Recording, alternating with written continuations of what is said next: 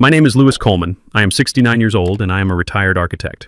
To my only son, Terrell, I am just a simple old man, a burden he has to take care of in my old age. He and his new wealthy in-laws certainly thought so.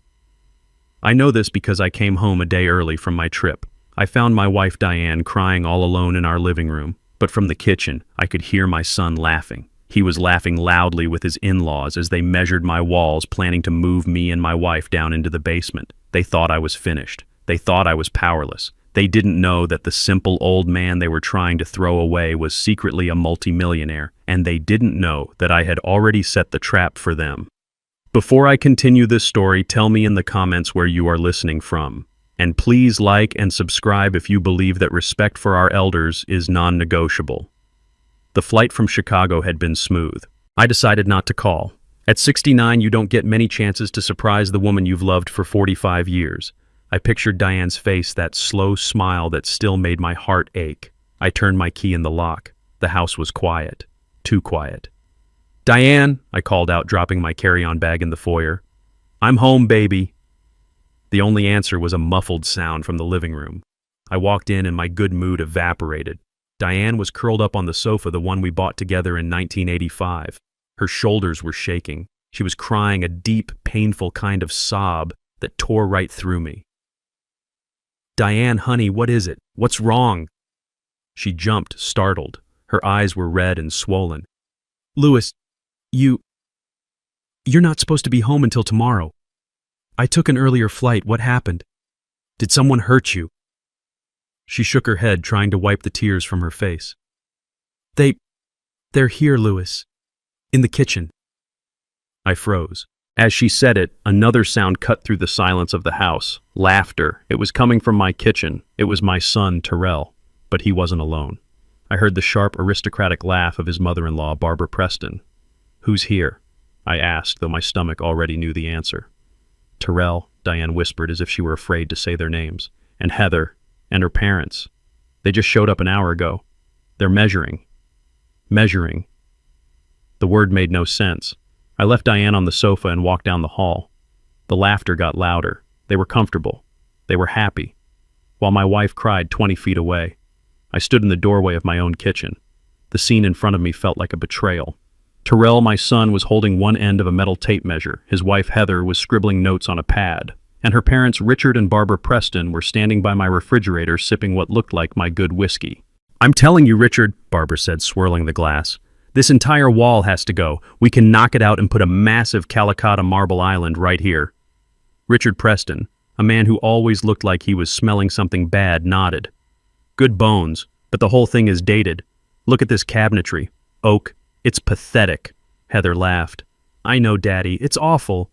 But once we get the new appliances in, it'll be fabulous. Won't it, Terrell?" My son, my 38-year-old son, just nodded, his eyes shining with a greedy light I had never seen before. "It's going to be amazing, honey. Absolutely amazing." "Terrell." My voice cut through the air like a razor. Terrell dropped the tape measure. It clattered to the tile floor with a loud metallic crash. "Dad." He went pale. "Dad, what are you doing home? Your flight was tomorrow." "I live here," I said, my voice dangerously calm. "A better question is, what are you doing? And why is your mother crying in the living room?" The Prestons turned to look at me. There was no surprise in their eyes, no shame, just annoyance, as if I were a servant who had interrupted dinner. "Oh, Louis, you're back," Barbara said, taking a delicate sip of my whiskey. "Don't be so dramatic. Diane is just being emotional. We were just planning the remodel." "My remodel?" I asked. Heather stepped forward. She was a tall, thin woman who always dressed in sharp angles, and her personality matched. She put her hand on her hip. "Yes, Dad, we're telling you now. Terrell and I are moving in." I looked at Terrell. He wouldn't meet my eyes. He was staring at the floor like a child who'd been caught. "Moving in, of course," Heather said, as if I were slow. "Our apartment is lovely, but it's a rental. This house, well, it's going to be Terrell's anyway. We might as well start making it our own now. It's just practical." I couldn't speak. I looked at the cabinets Henry, my father, had helped me install. I looked at the floor tiles Diane and I had laid ourselves one weekend back in '92. Heather continued oblivious. We'll be taking the master bedroom, of course. It has the ensuite. She gestured vaguely toward the hall. You and Diane can move your things down to the guest room in the basement. It's perfectly comfortable, and honestly, at your age, you don't really need all that space, do you? It'll be much more convenient for everyone. The basement. They were going to move me to my own basement. I felt the blood drain from my face. I had designed this house. I had drawn the blueprints myself. I had hammered nails alongside the construction crew. This wasn't just a house, it was my life's work. And they were talking about it like it was a piece of furniture they could just move. Get out. The words were quiet, but they carried weight. Heather actually laughed. Excuse me, what did you say? I said. I repeated louder this time. Get out of my house. Richard Preston, who had been silent, stepped forward. He was a man used to authority, a man who ran a hedge fund and looked down on everyone else. Now see here, Lewis. Let's not be children. We are family, and we are discussing a practical solution for your situation. My situation. Your age, Barbara chimed in, setting her glass down. Your limited income. Terrell has been very open with us about his finances. We know how much he has to help you out every month. I felt like I'd been punched in the gut. Terrell helped me. I had never taken a dime from my son. Not one. We think it's admirable, Barbara continued, her voice dripping with false sympathy. But it's a burden. And now that he's married to Heather, we are his family too. We've decided to shoulder that burden. We're going to take over this house. We'll handle the bills. We'll handle the maintenance. And in return, Richard added, you and Diane get a safe place to live, downstairs. It's more than fair. I turned to my son. He was still staring at the floor. His silence was his confession. Terrell. He flinched. Look at me. Slowly his eyes met mine. They were filled with shame, guilt, and something ugly. Weakness. Your wife is crying. I said, my voice shaking with a rage so profound it scared me. These people who I have never invited into my home are drinking my liquor and dividing my house like spoils of war. Tell them to get out. Tell them Terrell, now. This was it. The moment of truth. The moment my son would stand up and be the man I raised him to be. Terrell looked at me. He looked at Heather. He looked at her wealthy, powerful parents. And then he broke. Dad, just listen, he pleaded. Just stop making a scene. You're embarrassing me. Embarrassing him. They're right, Dad. He said the words tumbling out in a desperate rush. This house is too much for you. We can help. You're not getting any younger. We worry about you and Mom all the time. This is the best way. The best way, I whispered. To kick me out of my own bedroom. Dad, stop. He finally yelled, his face red. Just stop it. I am tired of this. I'm tired of worrying about this old house, tired of worrying about your bills, tired of pretending we're not all just waiting. This is my house now. Or it will be. Heather and I are making the decisions. Just accept it. And just like that, the rage was gone. It didn't fade. It vanished. It was replaced by a cold, clear silence in my head. The world sharpened.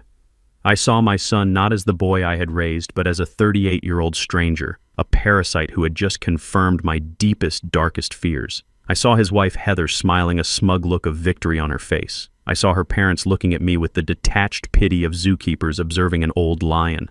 The son I knew was gone. I see, I said. My voice was perfectly even. I nodded slowly. I turned my back on them. I walked out of the kitchen past my son, who looked confused by my lack of shouting. I walked back into the living room. Diane was still on the sofa looking at me with terrified, hopeful eyes. Louis, what's happening? I didn't stop. I walked to the coat closet. I took out her winter coat. I walked back to her and held it open. Get your coat, Diane. What? She sniffled. Louis, what are you doing? We're leaving, I said. My voice was calm. It was the calm of a general who has just seen the entire battlefield and knows exactly where to strike. Terrell and the others had followed me into the living room. What are you talking about, Dad?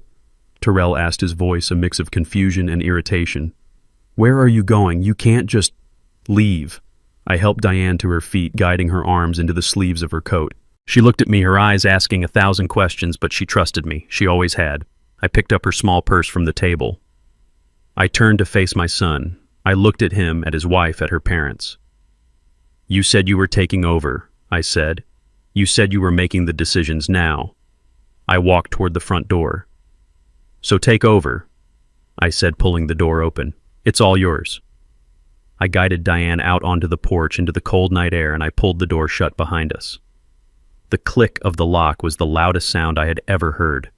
It was the sound of an entire life ending and a new one beginning. I didn't call a taxi. I used the black car service I keep on my phone. A dark, spotless Lincoln Navigator pulled up to the curb in less than 2 minutes. Diane was shivering beside me, whether from the cold night air or from the shock I couldn't tell. She looked at the expensive car, then at me, her eyes wide with confusion. "Louis, what are we doing? Where are we going?" "We're going somewhere safe, Diane. Get in." The driver held the door for her. I gave him the address. The Four Seasons, downtown. Diane didn't speak a single word during the entire ride. She just stared out the window, her reflection showing the tear tracks glistening on her cheeks. When we pulled up under the bright, elegant portico of the hotel, she tensed.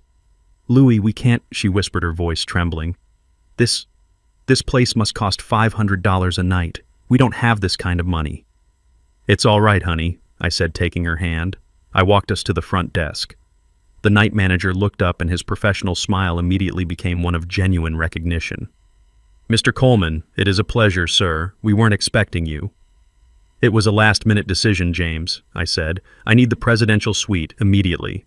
"Of course, sir. Right this way. We'll have your bags sent up." Diane grabbed my arm, her fingers digging into my coat. "Louis, Mr. Coleman, presidential suite." I just squeezed her hand. "Let's get upstairs first. Then I promise we will talk." The suite was breathtaking. It was larger than the entire first floor of our house. Floor-to-ceiling windows wrapped around the living room, showing the entire city glittering below us like a carpet of diamonds. Diane walked into the center of the room and just stopped. She touched the smooth marble of a side table as if she wasn't sure it was real. "Louis," she said, her voice shaking badly now. "I am scared. What is happening? How do they know you here?" I took off my coat and laid it carefully on a chair. I sat her down on a plush velvet sofa that probably cost more than our old car. "Diane, I need you to just listen for a moment. I have to make a phone call. It is the most important call of our lives." I pulled out my phone. My hands were perfectly steady. The anger from the house had burned away all the shaking, leaving only cold, hard steel. I dialed a number I knew by heart, a number I hadn't called in almost a year. It rang twice in New York. "George Patterson speaking." "George, it's Louis Coleman." There was a sharp intake of breath on the other end of the line. "Louis, it's 3 a.m. here. This must be... is it..." "It's time, George," I said. A heavy silence stretched across the line. "Are you absolutely certain?" George's voice was all business now. "You know what this means. Clause 7B is the nuclear button. It cannot be undone. It means Terrell is..." "I am certain," I said, my voice flat. "He just had his wife and in-laws try to move my wife and me into our own basement. He made his choice. Activate it immediately. I want him cut off by morning." "Consider it done," George said. "I'll need you and Diane in my office as soon as possible. 9 a.m. My team will prepare everything." "We'll be there," I said, and hung up. Diane was staring at me, her eyes wide with a mixture of fear and confusion. "Clause 7B. Cut who off, Louis? You're frightening me. Who is George?" I sat down across from her. I had kept this secret for 40 years to protect her. Now I saw that in protecting her, I had left her defenseless. I owed her the truth. I had owed it to her for decades. "George Patterson," I began, "is my attorney, my real attorney, not the local guy we use for our taxes. George is the head of my estate." "Your estate, Diane," I said, taking her cold hands in mine. "I have not been completely honest with you or with Terrell, for a very, very long time. I told her everything. I told her about my architectural firm, how when I retired at 55, I didn't just retire. I had sold the firm. More accurately, I had sold my portfolio of structural design patents to an international conglomerate. I didn't just make enough to live on, Diane. I confessed the old lie, tasting like ash in my mouth. I made a lot. More than I ever knew what to do with. How much, Louis? She whispered. The initial sale was for $24 million. After taxes, I put $20 million of it into a blind trust. I called it the Coleman Family Trust. Diane let out a small strangled sound. 20 million. It's grown since then, honey. George manages it. It's closer to 35 million now. But why? She cried, pulling her hands away. It was a cry of betrayal, not of joy. Why would you hide this, our life? The budgeting, the old car, Terrell. Why, because of Terrell. I said, the sadness of it all finally hitting me. I saw what money did to my partner's kids. It made them soft. It made them entitled. It made them weak. I didn't want that for our boy. I wanted him to work. I wanted him to learn the value of $1. I wanted him to be a man, not an heir. So you played poor. I lived simply, I corrected her gently. I gave him everything he needed. His college was paid for by the trust. The down payment on his first apartment, that was the trust. I always told him it was the last of my savings. I truly thought, I was teaching him responsibility. I stood up and walked to the window, looking down at the city. But I was wrong. I wasn't teaching him responsibility. I was just hiding the target. I made him believe I was weak. I made him believe I was simple. I made him believe I was a burden. And he believed it. Diane was silent, trying to process 20 years of lies, trying to reconcile the man she married with the stranger sitting in this palace of a hotel room. So, the house, she finally asked, her voice small. The house they were measuring, the house they are trying to take. I turned to face her. That's the most important part, Diane. The house isn't ours. It never was. What do you mean? I said, feeling the first cold spark of justice. It belongs to the trust. We are just its lifelong tenants. And Terrell, he just tried to evict the landlord. The next morning, Diane and I arrived at George Patterson's office. Diane was still in the clothes from the night before, her eyes red-rimmed and puffy. I, on the other hand, had called the hotel concierge at 6 a.m. and had a new $2,000 charcoal gray suit delivered to my room. When I walked out of the bedroom dressed, Diane gasped. She had never seen me in anything that wasn't off the rack. She was finally, after 45 years, beginning to see the man she had married. George's office was not a small, dusty law firm. It was on the 45th floor of the Wells Fargo Tower, a sprawling space of dark wood glass and expensive abstract art. The receptionist didn't even ask for our names. She simply stood as we entered. Mr. Coleman, Mr. Patterson is waiting for you in the main conference room. Diane clutched my hand. This was a world she had never known I belonged to. We walked into a room with a 20-foot mahogany table. George stood at the far end overlooking the entire city. He wasn't just the friendly voice on the phone. Dressed in a sharp pinstripe suit, he radiated an aura of absolute power. Good morning, Louis. Diane, George said, gesturing to the chairs. I apologize for the circumstances, but I am glad you are finally here. We have a lot to cover and very little time. George, what's going on? Diane asked, her voice quiet. Louis told me about the trust, but why did Terrell act like that? It's not just the house, is it? No, Diane. It's not, George said grimly. He slid a thick spiral-bound report across the table to me. I took the liberty of activating my investigators the moment Louis mentioned the possibility of activating Clause 7B. What you saw last night was not just disrespect. It was desperation, pure and simple. I opened the report. The first page was a summary of my son's finances. I felt the blood drain from my face. My God, I whispered. What is it, Louis? Diane asked, leaning over. I couldn't speak. I just turned the report so she could see the final number at the bottom of the page. What is $750,000, she asked. That George said is the amount of debt your son, Terrell, and his wife, Heather, are currently in. But that's impossible, Diane protested. Terrell has a wonderful job. He's a marketing director. He makes good money. He told us he makes $150,000 a year, George interrupted. Which is a respectable salary. The problem is his wife Heather spends $300,000 a year. He clicked a remote. The large screen on the wall lit up.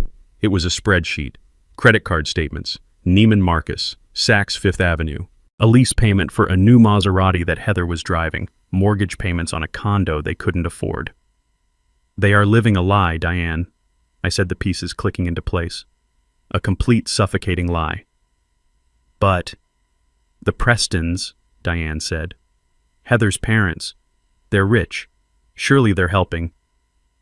That's the worst part, George said, clicking to the next slide. The Prestons are rich, yes, but they are also frugal, with their own money. They believe in appearances, but not in handouts.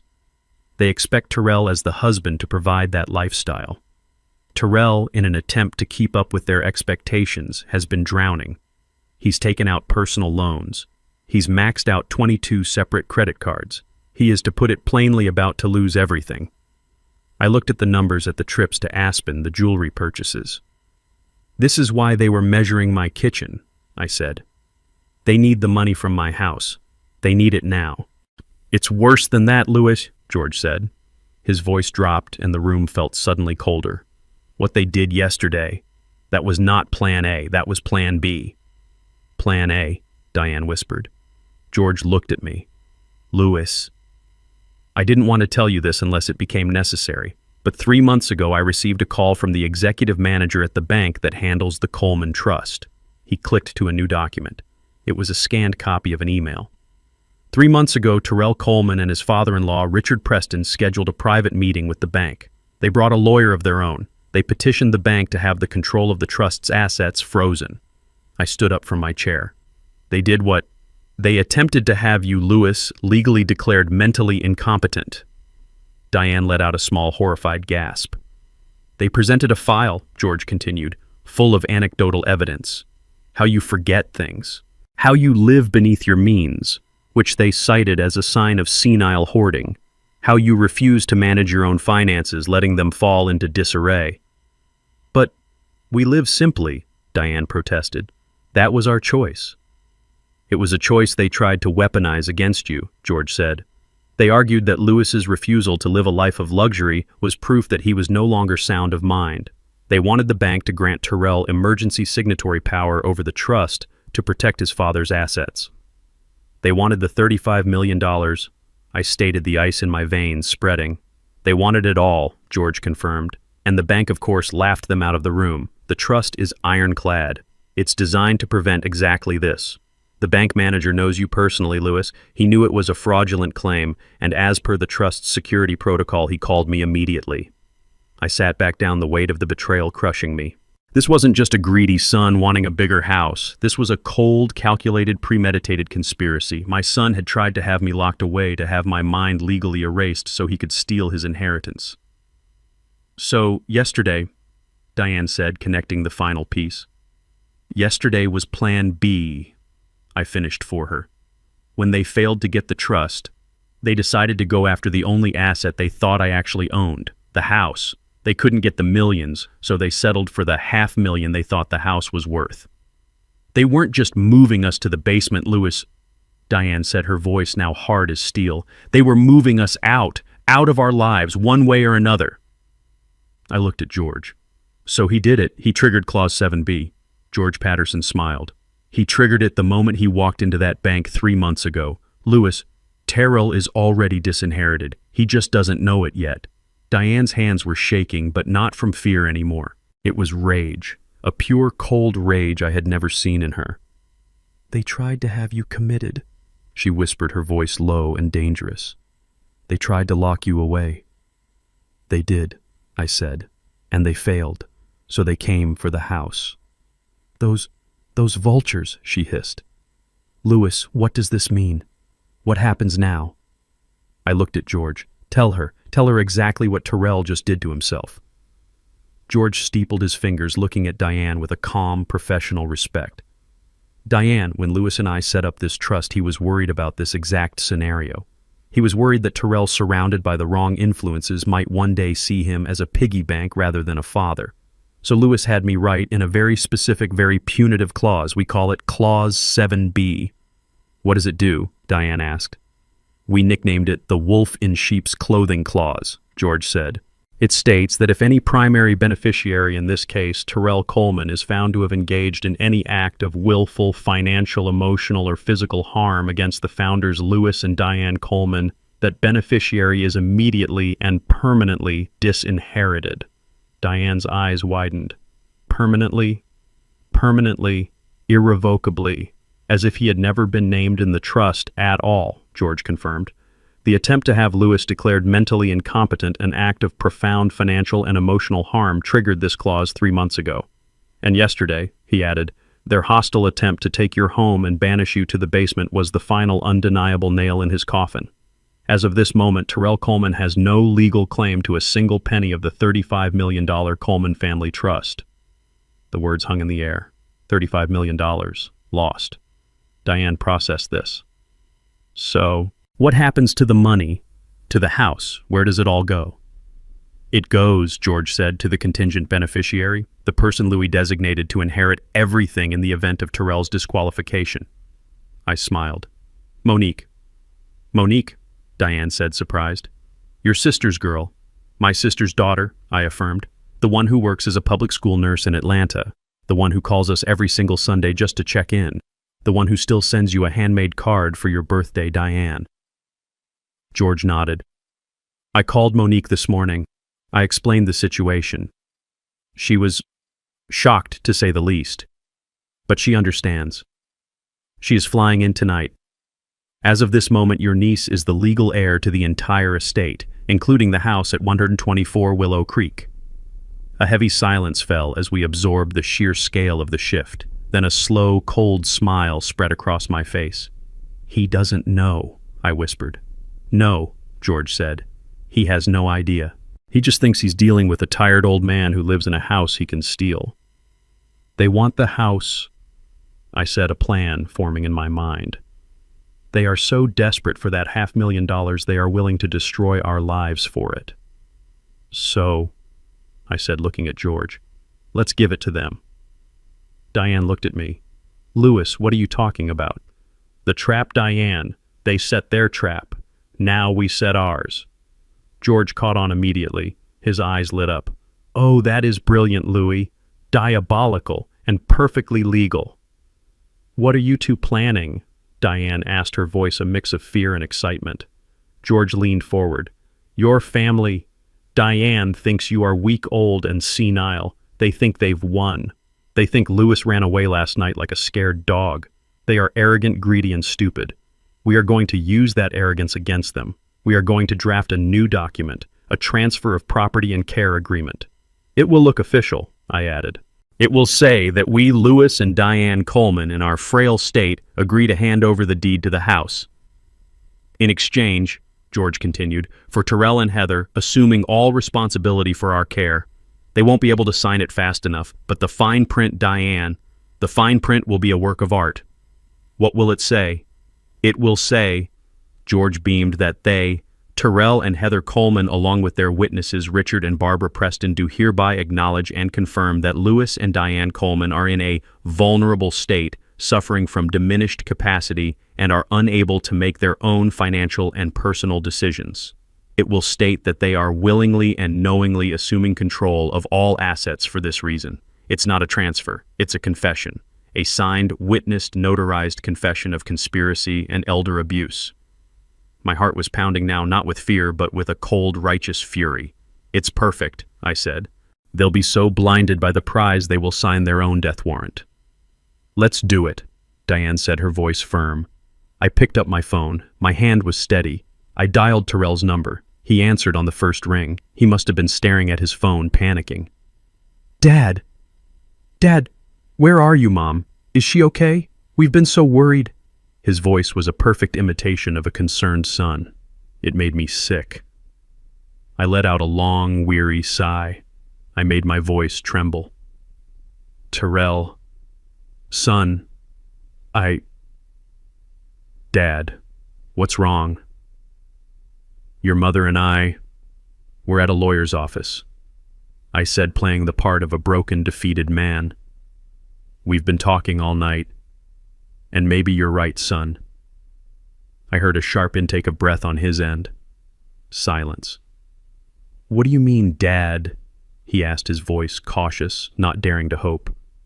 We're old, I said, letting my voice crack. Diane is a wreck. I can't fight this anymore. You said you'd take care of us. You said you'd handle everything. The house, it's too much. Oh, Dad, he breathed. The relief in his voice was disgusting. Yes, of course, we'll take care of everything. You're doing the right thing, I promise. Good, I said. Then, I need you to come down to the lawyer's office, George Patterson, in the Wells Fargo Tower. I want to sign the house over to you, officially. Let's just get this over with. There was a pause. I could almost hear the gears turning in his head, the greed overwhelming any tiny speck of caution. You're serious, he whispered. You'll sign the house over today. Yes, I said. 2 p.m. Bring Heather, and bring her parents. They seem to be involved. I want everyone here as witnesses, so it's all legal. Yes, Dad, absolutely. His voice was bright, triumphant. We'll be there 2 p.m. Don't you worry about a thing. We'll take care of you from now on. I know you will, son, I said. I know you will. I hung up the phone. I looked at Diane, her face pale but resolute.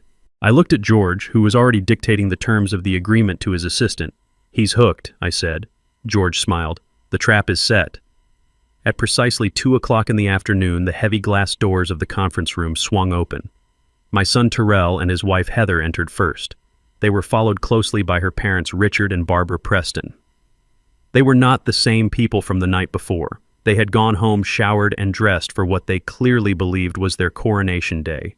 Terrell wore his most expensive-looking suit, a navy blue one I'm sure was bought on credit. Heather was in a bright white pantsuit looking like a triumphant CEO about to close a major deal. Barbara Preston was dripping in gold jewelry, her smile sharp and predatory.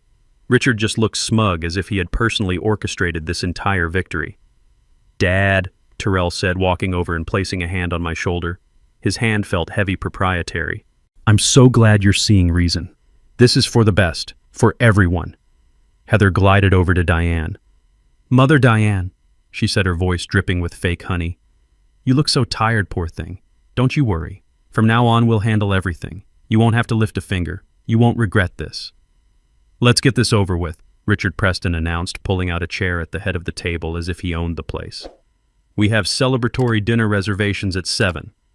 George Patterson, ever the professional, gestured for them to sit. Thank you all for coming on such short notice. As Mr. Coleman expressed to his son, he and Mrs. Coleman have had a long night of discussion and have come to a significant decision. He slid 4 thick, professionally bound documents across the polished mahogany table. This, George said, is the care and property transfer agreement. It's a comprehensive document. Heather's eyes were practically glued to the cover sheet. She was vibrating with impatience. Let me summarize the key points. George continued, his voice a calm, legal monotone. The agreement states that Mr. and Mrs. Lewis Coleman, the founders, agree to transfer the full deed and title of the property at 124 Willow Creek to Mr. and Mrs. Terrell Coleman. Heather let out a small, sharp sigh of relief. In exchange, George went on, Mr. and Mrs. Terrell Coleman agree to provide comprehensive lifetime care for the founders. This includes, but is not limited to, housing, medical supervision, and all financial management. Yes, absolutely, we agree, Heather said, reaching for the pen in the center of the table. 100%. Where do we sign? George held up a hand. Patience, Mrs. Coleman. We must do this by the book. There are several signature pages. He turned to Richard and Barbara. And since you, Mr. and Mrs. Preston, were present during the initial family discussion last night and are here today, we would be grateful if you would sign as official witnesses to this agreement.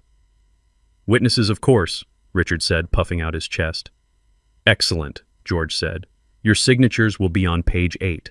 It's just a standard witness attestation. It verifies that you are present, that you are party to this agreement, and that you can attest to the founder's state of mind. Their state of mind? Barbara asked, her smile tightening. Yes, George said smoothly, flipping through the pages. Right here. By signing, you attest that you have personally observed and agree that Louis and Diane Coleman are now in a state requiring dedicated supervision and are making this decision based on their acknowledged inability to manage their own affairs. Richard and Barbara looked at each other and smiled. They thought this was brilliant. They thought this legally cemented their argument that we were senile. Of course, Richard said, nodding. We are happy to attest to that. We've been saying it for months. They are clearly in need of supervision. Wonderful, George said. Then please let's begin. He passed the first copy to Heather. She didn't even open it. She flipped directly to the last page and signed her name with a flourish. Tyrell followed his signature, messier, more nervous, but just as fast. They didn't read a single word. They didn't read the clauses confirming their acknowledgement of our diminished capacity. They didn't read the fine print detailing their willingness to assume control. They just signed. Then George passed the next two copies to Richard and Barbara. They too flipped to page 8 and proudly signed their names as witnesses legally attesting to our incompetence. Finally, George slid the last copy to me and Diane. I looked at Diane. Her hand was steady. She picked up the heavy, expensive pen. She signed her name. Then I signed mine. George gathered all 4 copies, stacking them neatly. Well, he said, tapping them on the table, that seems to be everything. Heather stood up, beaming. She clapped her hands together once. Perfect. Well, that's that. Tyrell, darling, we need to call the contractors. They can start on the master bedroom tomorrow. She turned to me. Dad, Mom, we'll help you start packing your things for the basement as soon as we get home. It will be so much cozier for you down there. Tyrell looked relieved, as if the weight of the world, or at least $750,000 of it, had been lifted from his shoulders. I let the silence hang for a moment. I watched them bask in their victory. I saw the greed, the relief, the sheer, unadulterated arrogance. I let them enjoy it for a full 10 seconds. Then I looked at George. He nodded. Actually, I said, my voice clear and strong, cutting through Heather's happy chatter. We're not quite finished yet. Heather's smile faltered. What do you mean we signed everything? You did, I agreed. But there's just one small logistical problem with the document you just signed. A minor detail, really. Richard Preston narrowed his eyes. What detail? I leaned forward. The house. I don't actually own it. Heather's triumphant, beaming face was a picture of pure greed. Richard Preston looked smug. He felt he had just successfully brokered the deal of a lifetime, securing his daughter's future by helping to dispose of her inconvenient in-laws.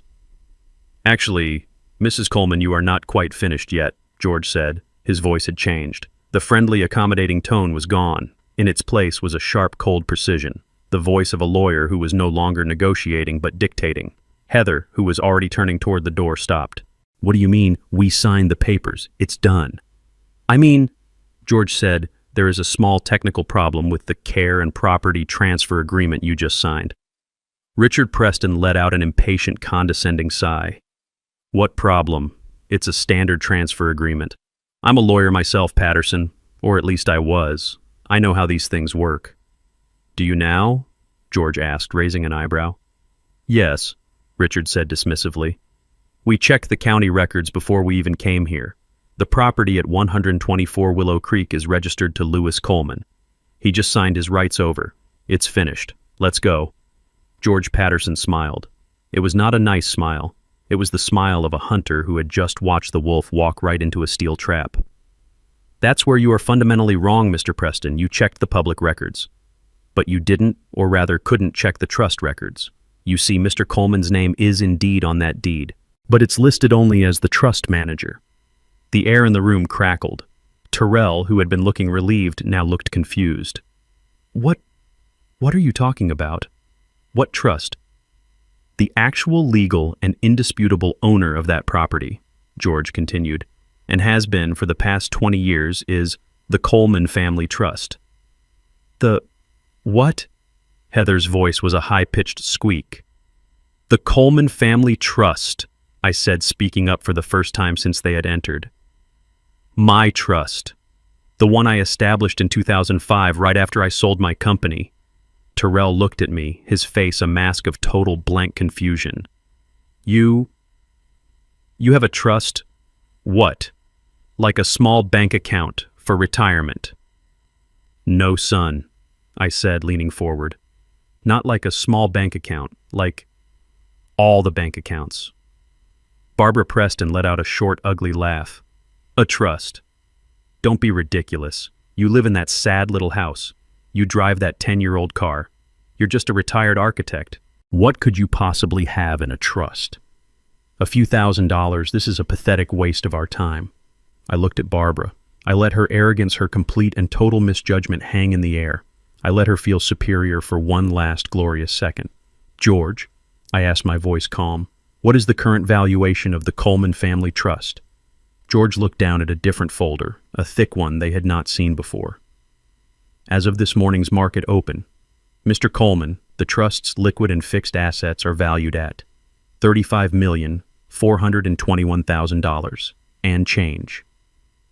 The silence that followed was so profound I could hear the faint hum of the air conditioning. I could hear Diane let out a shaky breath beside me. She knew, but hearing the number said out loud in this room was still a shock. Terrell just stared at me. His mouth opened, then closed. No sound came out. Richard Preston's smug, fleshy face dissolved. He looked like he had been physically struck. 35 million. But the most beautiful reaction, the one I will treasure, was Heather's. Her face went through a rapid, spastic series of emotions. First complete confusion, then total disbelief, then a wild, ecstatic, all-consuming joy. Her eyes lit up like a Christmas tree. 35 million, she breathed, looking at Terrell, her voice trembling. Baby, we're rich. She actually started to laugh, a high-pitched, hysterical sound that was half sob. He has $35 million. Oh my God, Terrell, we're rich. She launched herself at Terrell, who was still paralyzed, throwing her arms around his neck. We're rich. We don't need the stupid house. Who cares about the house? We get the trust. She pulled away from him and turned to me, her entire demeanor changing in an instant. The fake honey was gone, replaced by a frantic, desperate, clawing adoration. Dad! Oh, Dad, I mean Louis. I knew it. I always knew you were special. I always told Terrell your father is such a dignified man, so wise. Stop. My voice was cold. It cut through her hysterical rambling and stopped her mid-sentence. What? She asked, her smile faltering. You're not rich, I said. He's not rich. You get nothing. She froze. What? What do you mean, Terrell? He's your son. He's the beneficiary. He was, I said. But the agreement... Heather stammered, pointing frantically at the documents on the table. We signed. We have a deal. Ah, yes, George Patterson said, picking up the stack of papers they had so eagerly signed. He held them up.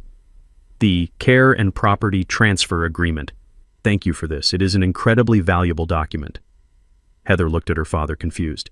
See, it's valuable. Oh, it is, George agreed, but not as a transfer of property. As I said, that part is completely void, since Louis doesn't own the house he was transferring to you. No, this document is valuable. As a confession. Richard Preston's face went from pale to a sickly gray. He finally understood. A confession, Terrell whispered. Yes, I said, looking right at my son.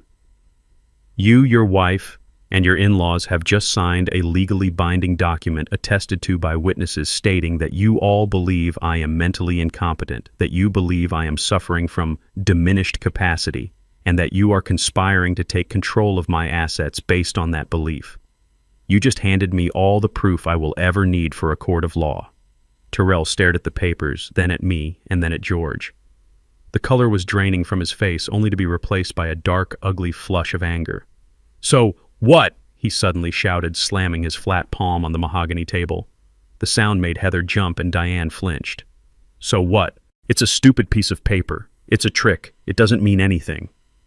He turned his wild eyes on me, his voice pitching higher, cracking with panic. You can't do this. I am your son. I am your only son. I am the beneficiary. That trust, that $35 million, it's mine. You can't just take it away from me. He can't. Right, Richard, tell them. He was looking at me, but he was pleading to his wife, to his in-laws, trying to reassure them, trying to reassure himself. It's my birthright. You were the beneficiary, Terrell, I said. My voice was quiet. The calm in the room seemed to terrify him more than any shouting could. You were the beneficiary right up until 10:15 a.m. on Tuesday, August 12th, 3 months ago. Terrell froze. I don't know what you're talking about. Don't you? I asked. August 12th, a meeting at the First National Trust Bank. You, your father-in-law Richard here, and a lawyer from his firm. Does that ring a bell? Terrell's face went slack. He looked like he had been shot. How did you know about that? The bank? They said it was a confidential inquiry. They called me. George Patterson interjected, his voice like ice. The moment you left the building.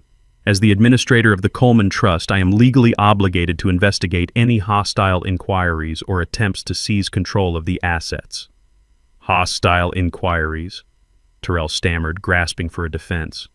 I was just asking questions. I was worried about him, about his state. You were not asking questions, Terrell, I said, finally standing up. I felt tall. I felt powerful. You were making accusations. You told the board members that I was senile. You told them I was hoarding. You claimed my simple private lifestyle was proof of advanced mental decay and a danger to myself and the estate. You brought a lawyer and you petitioned the board to have me declared mentally incompetent and to grant you emergency signatory power over all $35 million.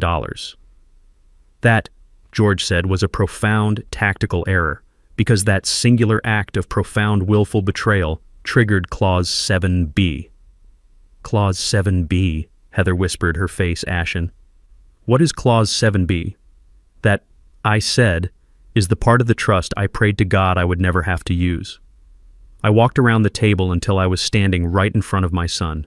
He was shaking. When I set up this trust, I knew your heart, Terrell. I knew it was good, but I also knew your weakness. I knew you were easily influenced. I knew you desperately wanted to be liked by people like them. I gestured to the Prestons. People who only value what things cost. So I had George build a defense mechanism into the very heart of the trust. A fail-safe, a poison pill. We call it the wolf in sheep's clothing clause.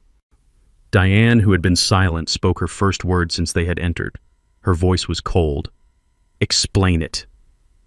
It states, I said, looking directly into Terrell's terrified eyes, in very simple, ironclad legal terms, that if the primary beneficiary, Terrell Coleman, or any person acting in concert with him, like his wife or his in-laws, is found to have committed willful financial, emotional, or physical harm against me or your mother, that beneficiary is immediately, automatically, and permanently disinherited, as if he had never been named in the first place. Permanent, Diane echoed. It was a judgment. The moment you sat in that bank and tried to have me erased from my own life, Terrell, I said you erased yourself from my legacy. You get nothing. Not the house, not the savings, not a single penny of the trust. Not now, not ever. The words settled in the room like dust. Richard Preston was the first to react, sputtering, his legal mind grasping for a loophole. This is outrageous. It's coercion. It's a contract of adhesion. It won't stand up in court. We'll fight this. George Patterson actually chuckled, a cold, dry sound. Fight it with what Mr. Preston. It already has stood up. The trust was vetted against this exact challenge by 2 federal courts when it was drafted. It is ironclad. Your client disqualified himself 3 months ago with his own actions. George held up the stack of papers they had just signed. And to make matters worse, he and all of you just signed a full notarized confession admitting to the very acts that disqualify him. The game is over. You lost. And that was when Heather understood. The house was nothing. The $35 million, the fantasy, the entire reason she was in this room, the entire basis of her marriage. It was all gone. It had never been hers. She looked at Terrell, her face a mask of pure reptilian hatred. You idiot, she hissed at him. You failed. And then her eyes rolled back in her head and she collapsed, sliding gracelessly out of her expensive chair and onto the Persian rug in a dead faint. Heather was still on the floor, propped up on one elbow. Her expensive white pantsuit was smudged with dust from the rug. Richard and Barbara Preston were frozen in their chairs, their faces a sickly shade of gray, looking like statues in a museum of their own arrogance. Terrell, my son, was the only one moving. He was shaking his head over and over as if he could physically deny the words he had just heard. He ignored his fainted wife. He ignored his stunned in-laws. He only looked at me, his eyes wide with a desperate childish panic. "No," he whispered. "No. If not me, then who?" His voice cracked. "Who gets it? Who gets the house? Who gets everything? It doesn't just disappear, does it?" He looked around the room as if the $35 million was a physical object, a trophy that had been promised to him, and he was terrified it had just vanished. I didn't answer him. I didn't have to. I simply turned my head and nodded to George. "George, I believe our other guest is waiting. Would you please ask her to join us?" George pressed a small button on the conference room intercom. "You can come in now, Monique." The side door, the one leading to George's private office, opened. A young woman walked in. She was about 30 years old, wearing simple blue nurse's scrubs. Her hair was pulled back in a practical ponytail, and her face was kind but etched with a deep sadness. It was my niece, Monique, my sister's daughter. Terrell's head snapped toward her. His confusion instantly curdled into a new, raw, burning rage. "Monique, what the hell are you doing here? This is a private family meeting. Get out." On the floor, Heather had managed to sit up. Her hair was a mess and her makeup was starting to run. She saw Monique and her face twisted in contempt. "The nurse. What is she doing here? Is she here to check on our blood pressure? Get her out." Monique stopped a few feet from the table. She looked at Terrell, not with anger, but with a profound, steely pity. "Hello, Terrell. I'm here because Uncle Lewis and Aunt Diane asked me to be." "She is here," George Patterson said, his voice cutting through the tension, "as the contingent beneficiary of the Coleman Family Trust." Terrell just stared. The what?" "As of 9 a.m. this morning," George continued, "upon your legal and permanent disqualification under Clause 7B, the status of primary beneficiary was dissolved. As per the Trust's bylaws, all assets, rights, and titles transfer immediately to the contingent beneficiary. In this case, Ms. Monique Johnson." George looked at Monique and nodded. "As of 9 a.m. this morning, Monique is the sole heir to the entire $35 million estate." The silence in the room was absolute.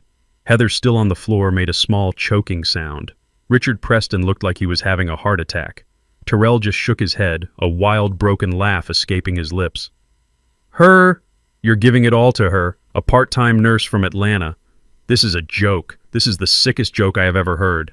"It is not a joke, Terrell," Monique said. Her voice was quiet, but it filled the room. She stepped forward and placed a single crisp legal document on the table directly in front of him.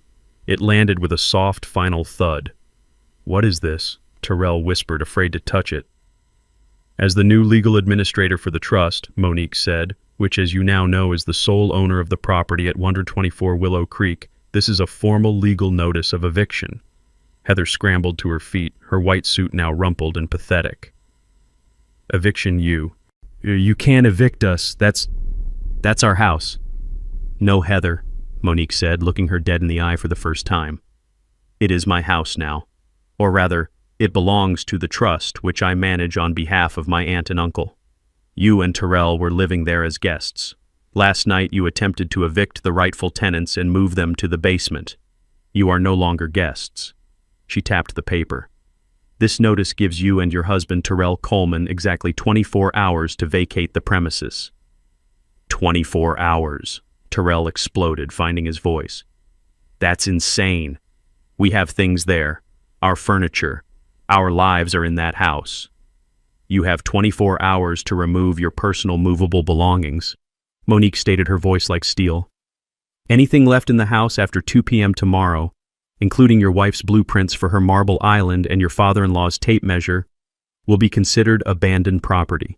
It will be immediately liquidated and the proceeds donated to a charity for the elderly. The locks on all doors will be changed at 2:01 p.m. tomorrow." "You bitch!" Heather shrieked, and she actually lunged across the table. "I would not do that, Mrs. Coleman," George said calmly, stepping directly into her path without even flinching. "You are already facing potential criminal charges for conspiracy to commit elder fraud. Adding assault to that list would be, and I use the legal term here, exceptionally stupid." Heather stopped.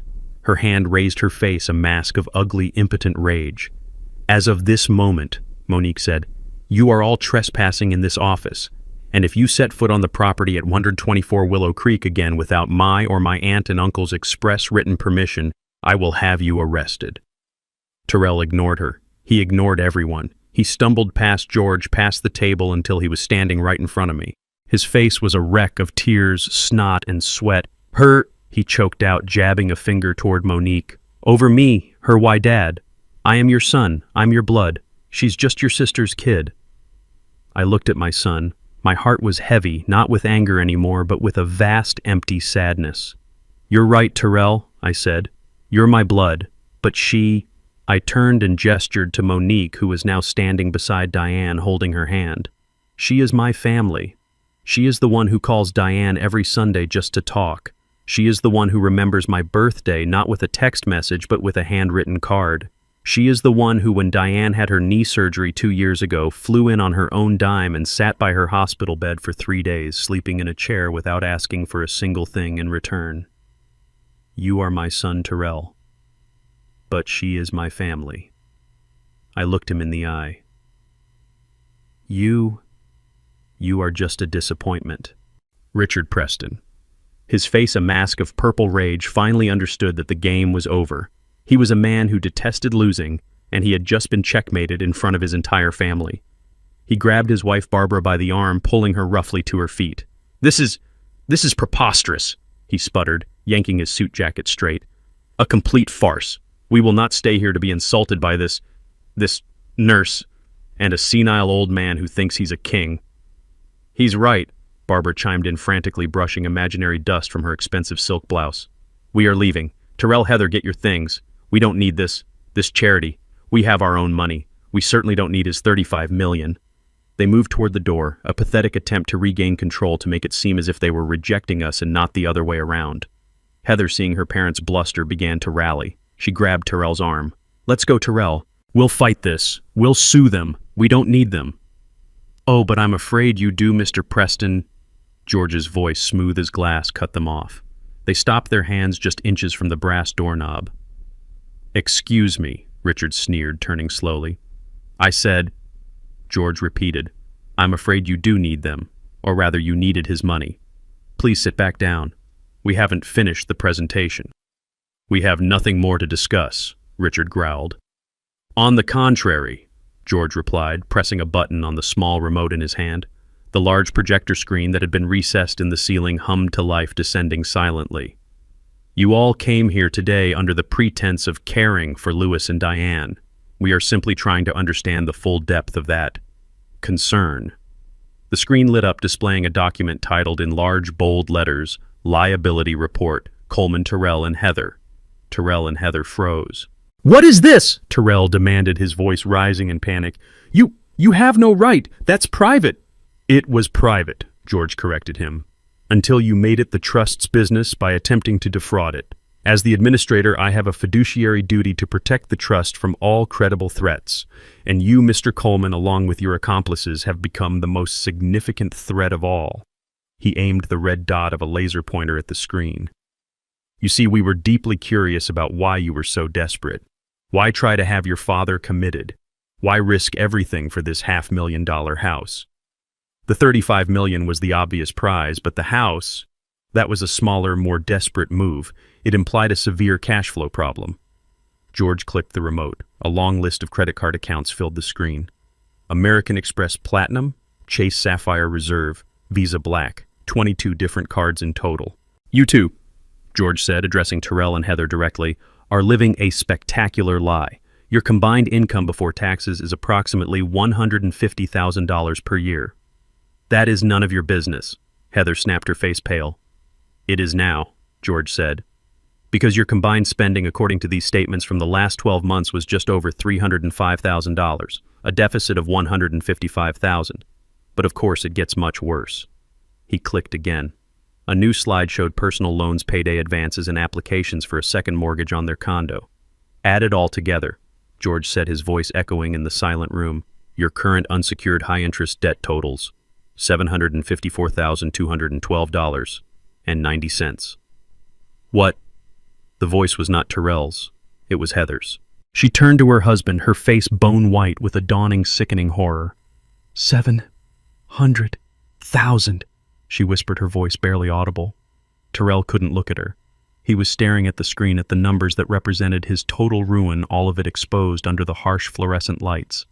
You told me it was 200, she shrieked, her voice cracking. You told me it was a single bad business loan. You lied to me.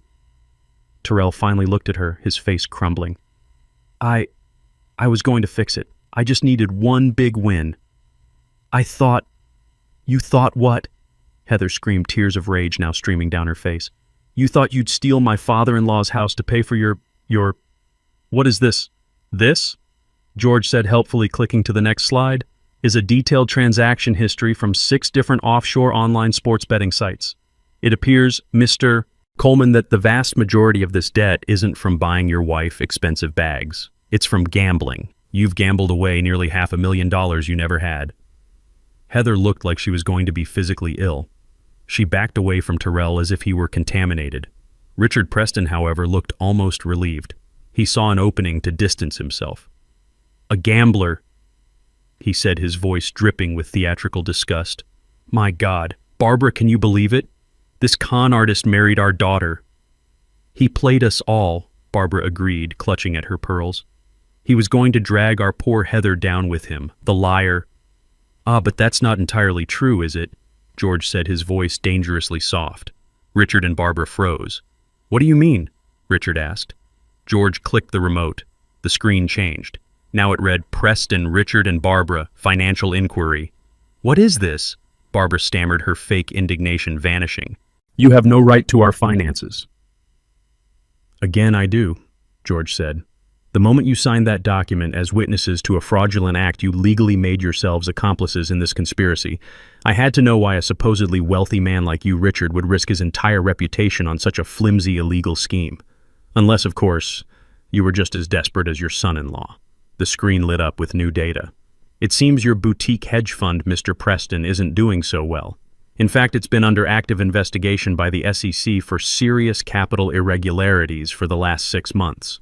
Richard Preston stopped breathing. My investigators found that you have been borrowing heavily from your clients' trust accounts to cover your own catastrophic market losses, George said. You're not just broke, Richard, you're insolvent, and you are about to be indicted. You monster! Barbara shrieked, turning on her husband. You told me the business was fine. You said you were a genius.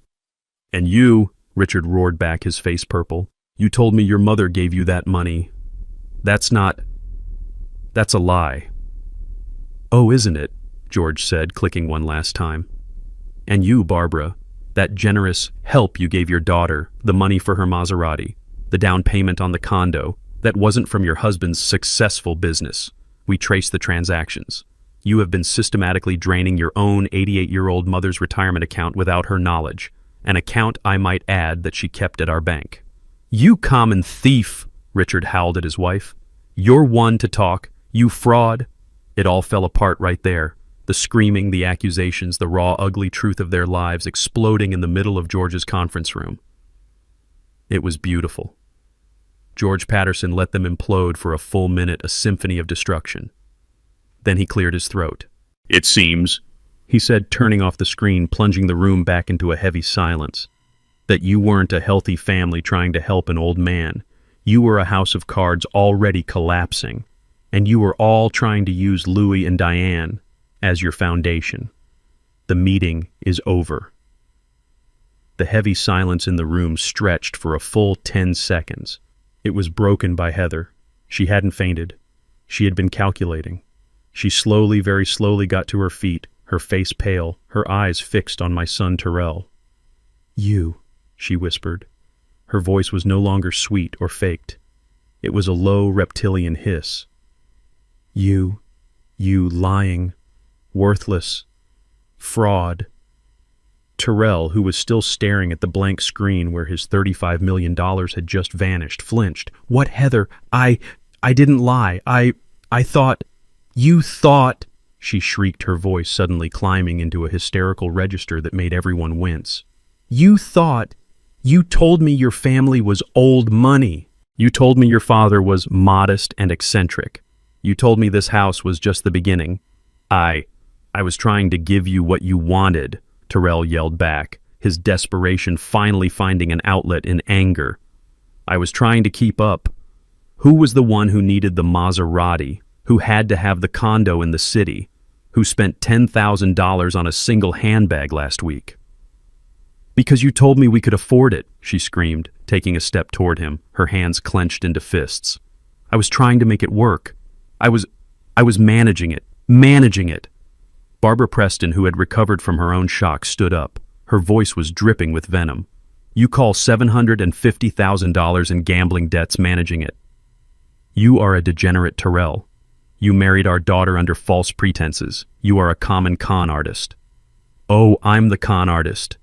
Terrell laughed, a high, broken, terrible sound. Your husband is a crook. He's about to be indicted by the SEC, and you? He jabbed a finger at Barbara. You stole from your own 88-year-old mother. You're a pack of hypocrites, a family of vampires. Richard Preston let out a roar and lunged across the table. You ungrateful little, I'll kill you. Gentlemen. George Patterson's voice was not loud, but it cut through the chaos like a whip. He stood between Richard and Terrell. That is enough. The room fell silent again, the air vibrating with raw hatred. This, George said, gesturing to the four of them with complete disgust, is a place of business. It is my office. You will not turn it into a whatever this is. The meeting, as I stated before, is over. The trust is secure. The documents are signed. Now I must insist that you take your family disputes elsewhere, immediately. Heather wasn't looking at her parents. She wasn't looking at George. She was just staring at Terrell, and I could see the final cold calculations clicking into place behind her eyes. This wasn't just anger anymore. It was grief. But she wasn't grieving the man. She was grieving the money. So that's it. Terrell whispered, his voice hollow. He saw it too. It was always just the money. Heather, busy gathering her expensive purse, ignored him. You never loved me, Terrell said a little louder. You loved this. He gestured around the opulent office. You loved the idea of this, the $35 million. Heather finally stopped. She turned to face him. Her face was cold, composed, and stripped of all emotion, all the fake love, all the honeyed words. Well, he was rich, she said, her voice flat. And you were too stupid to even inherit it correctly. You couldn't even manage that one simple thing right. That was the bullet. I watched my son absorb it. I saw the last spark of the weak, desperate boy who had tried so hard to please her just die. He straightened up. He looked at her, truly looked at her as if for the very first time. You are a monster, he whispered. Heather just laughed, a short, ugly, humorless bark. No, Terrell, I'm just practical. And you turned out to be a very, very bad investment. She turned to her parents. Let's go. I need a drink. I need to call my lawyer. Wait, Terrell said. She turned back, her face a mask of irritation. What now? Are you going to beg? It won't work. Terrell slowly, deliberately held up his left hand. You forgot this. He twisted the simple gold wedding band off his finger. It was my own father's ring, the one I had given him when he told me he was getting married. He looked at it, then threw it on the polished floor. It skittered across the mahogany and came to rest right at her designer shoes. I'm divorcing you, he said. Heather looked down at the ring. Then she looked back at him. She laughed again, that same horrible, brittle laugh. Divorce me. You can't afford to divorce me, you fool. I'll take... Wait.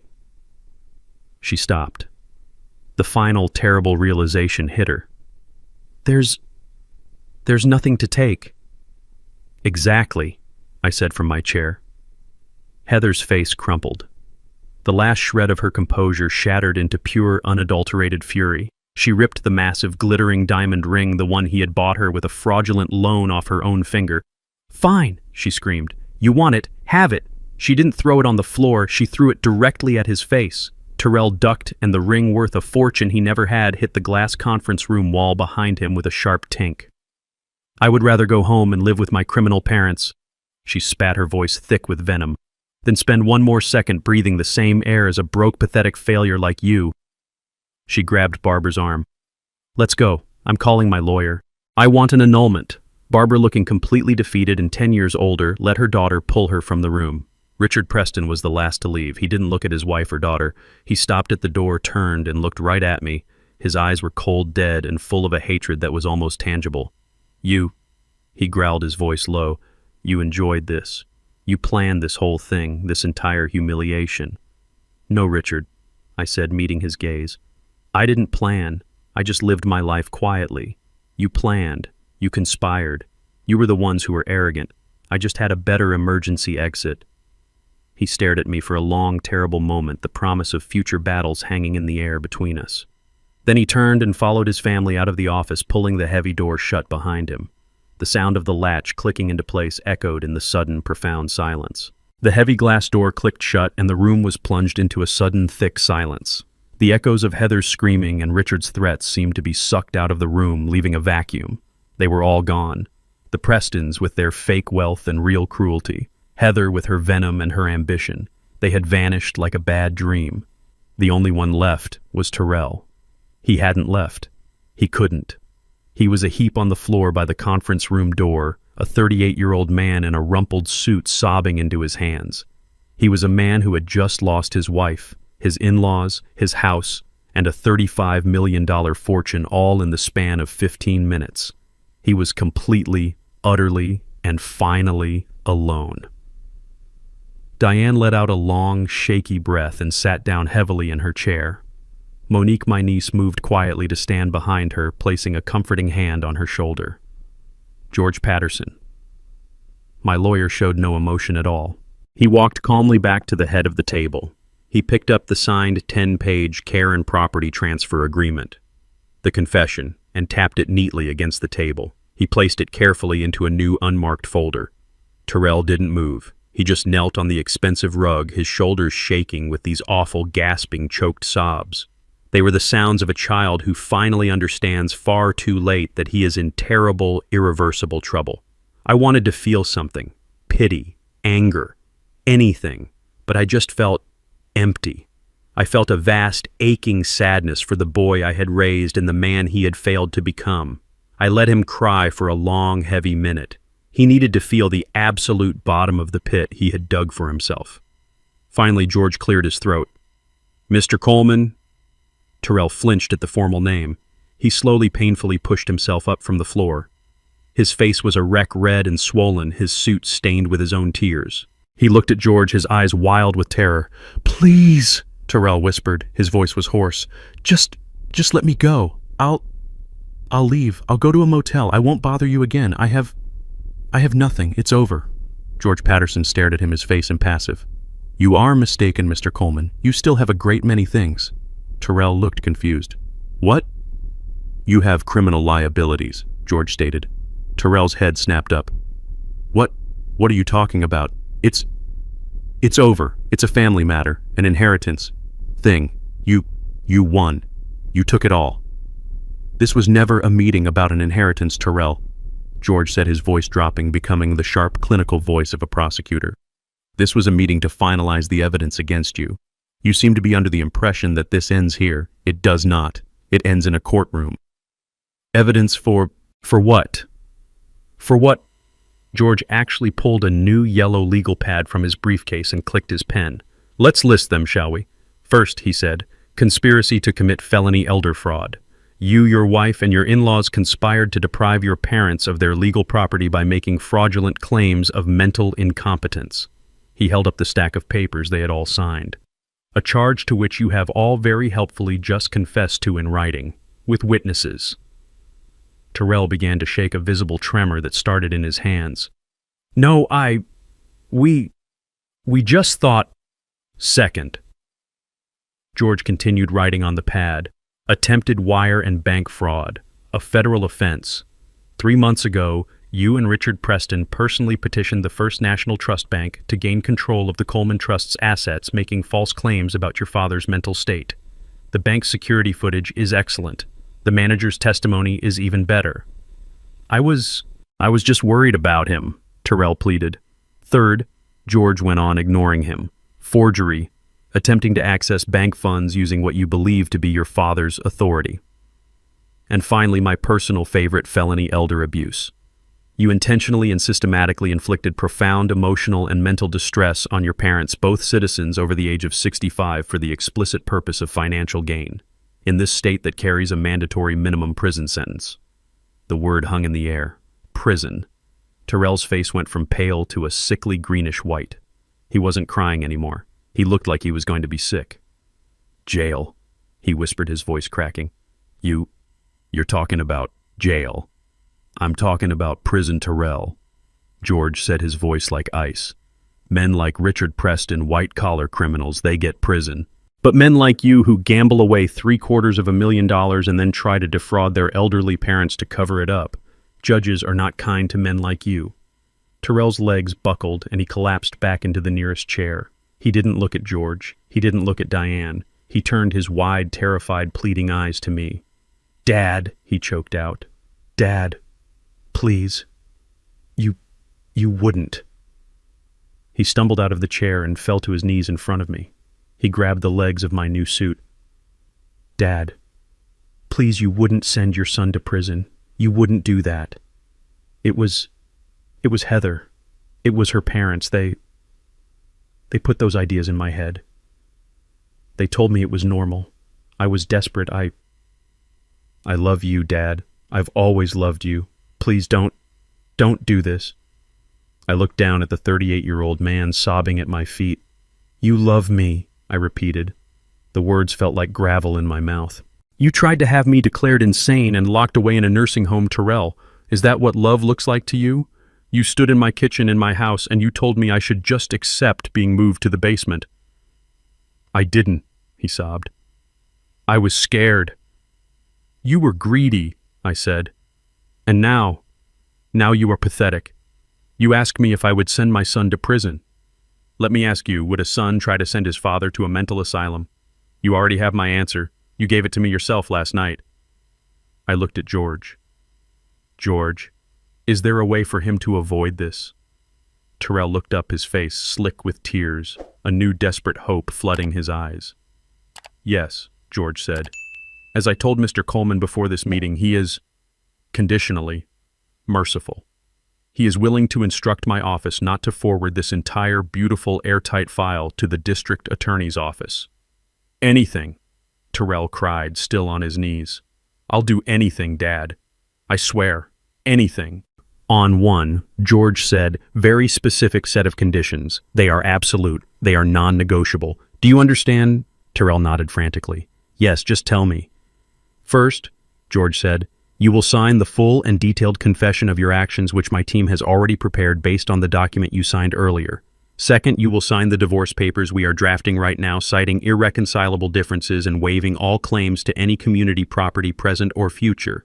Third, you will agree to a permanent 500-mile restraining order against Heather Preston and her parents. We must ensure you are never again under their toxic influence. Yes, I'll do it, Terrell said, nodding, grabbing at the chance. Is that it? I'll sign it all. I'll do it right now. And fourth, George said, his voice dropping, the most important condition, the one that Mr. Coleman, your father, designed himself.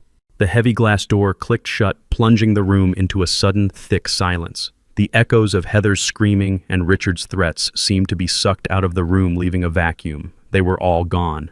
The Prestons with their fake wealth and real cruelty. Heather with her venom and her ambition. They had vanished like a bad dream.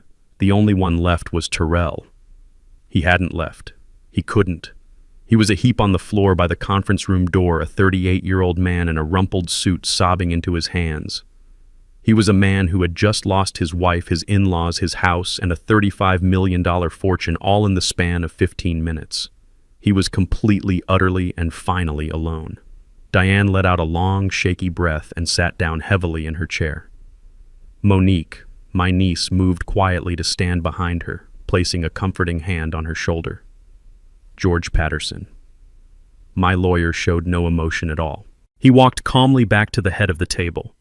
He picked up the signed 10-page care and property transfer agreement, the confession, and tapped it neatly against the table.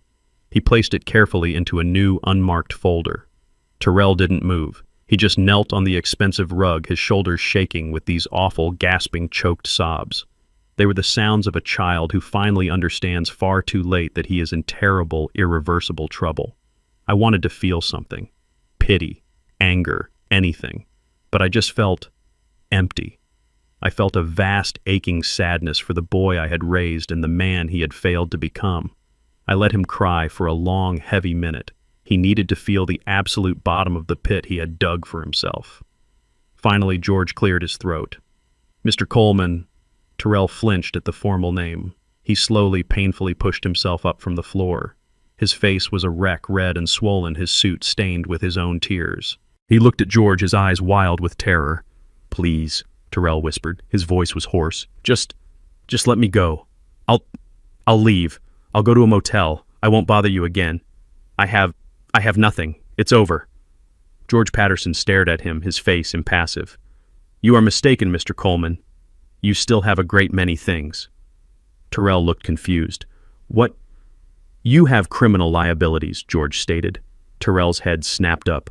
What are you talking about? It's over. It's a family matter, an inheritance thing. You won. You took it all."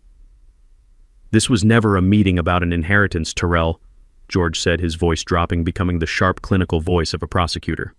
"This was a meeting to finalize the evidence against you. You seem to be under the impression that this ends here. It does not. It ends in a courtroom." "Evidence for what? For what?" George actually pulled a new yellow legal pad from his briefcase and clicked his pen. "Let's list them, shall we? First," he said, "conspiracy to commit felony elder fraud. You, your wife, and your in-laws conspired to deprive your parents of their legal property by making fraudulent claims of mental incompetence." He held up the stack of papers they had all signed. "A charge to which you have all very helpfully just confessed to in writing, with witnesses." Tyrell began to shake a visible tremor that started in his hands. "No, we just thought."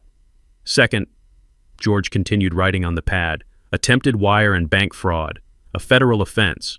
3 months ago, you and Richard Preston personally petitioned the First National Trust Bank to gain control of the Coleman Trust's assets, making false claims about your father's mental state. The bank's security footage is excellent. The manager's testimony is even better." I was just worried about him," Tyrell pleaded. "Third," George went on, ignoring him, "forgery, attempting to access bank funds using what you believe to be your father's authority. And finally, my personal favorite, felony elder abuse. You intentionally and systematically inflicted profound emotional and mental distress on your parents, both citizens over the age of 65, for the explicit purpose of financial gain. In this state that carries a mandatory minimum prison sentence." The word hung in the air. Prison. Tyrell's face went from pale to a sickly greenish white. He wasn't crying anymore. He looked like he was going to be sick. "Jail," he whispered, his voice cracking. You're talking about jail." "I'm talking about prison, Tyrell," George said, his voice like ice. "Men like Richard Preston, white-collar criminals, they get prison. But men like you who gamble away $750,000 and then try to defraud their elderly parents to cover it up. Judges are not kind to men like you." Tyrell's legs buckled and he collapsed back into the nearest chair. He didn't look at George. He didn't look at Diane. He turned his wide, terrified, pleading eyes to me. "Dad," he choked out. "Dad, please. You wouldn't."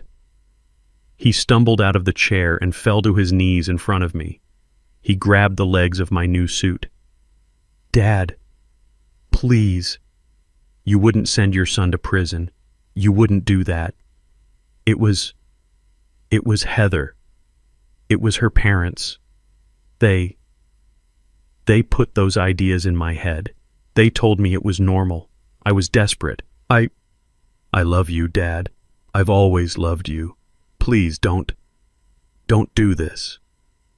I looked down at the 38-year-old man sobbing at my feet. "You love me," I repeated. The words felt like gravel in my mouth. "You tried to have me declared insane and locked away in a nursing home, Tyrell. Is that what love looks like to you? You stood in my kitchen in my house and you told me I should just accept being moved to the basement. I didn't," he sobbed. I was scared. You were greedy, I said, and now you are pathetic. You asked me if I would send my son to prison. Let me ask you, would a son try to send his father to a mental asylum?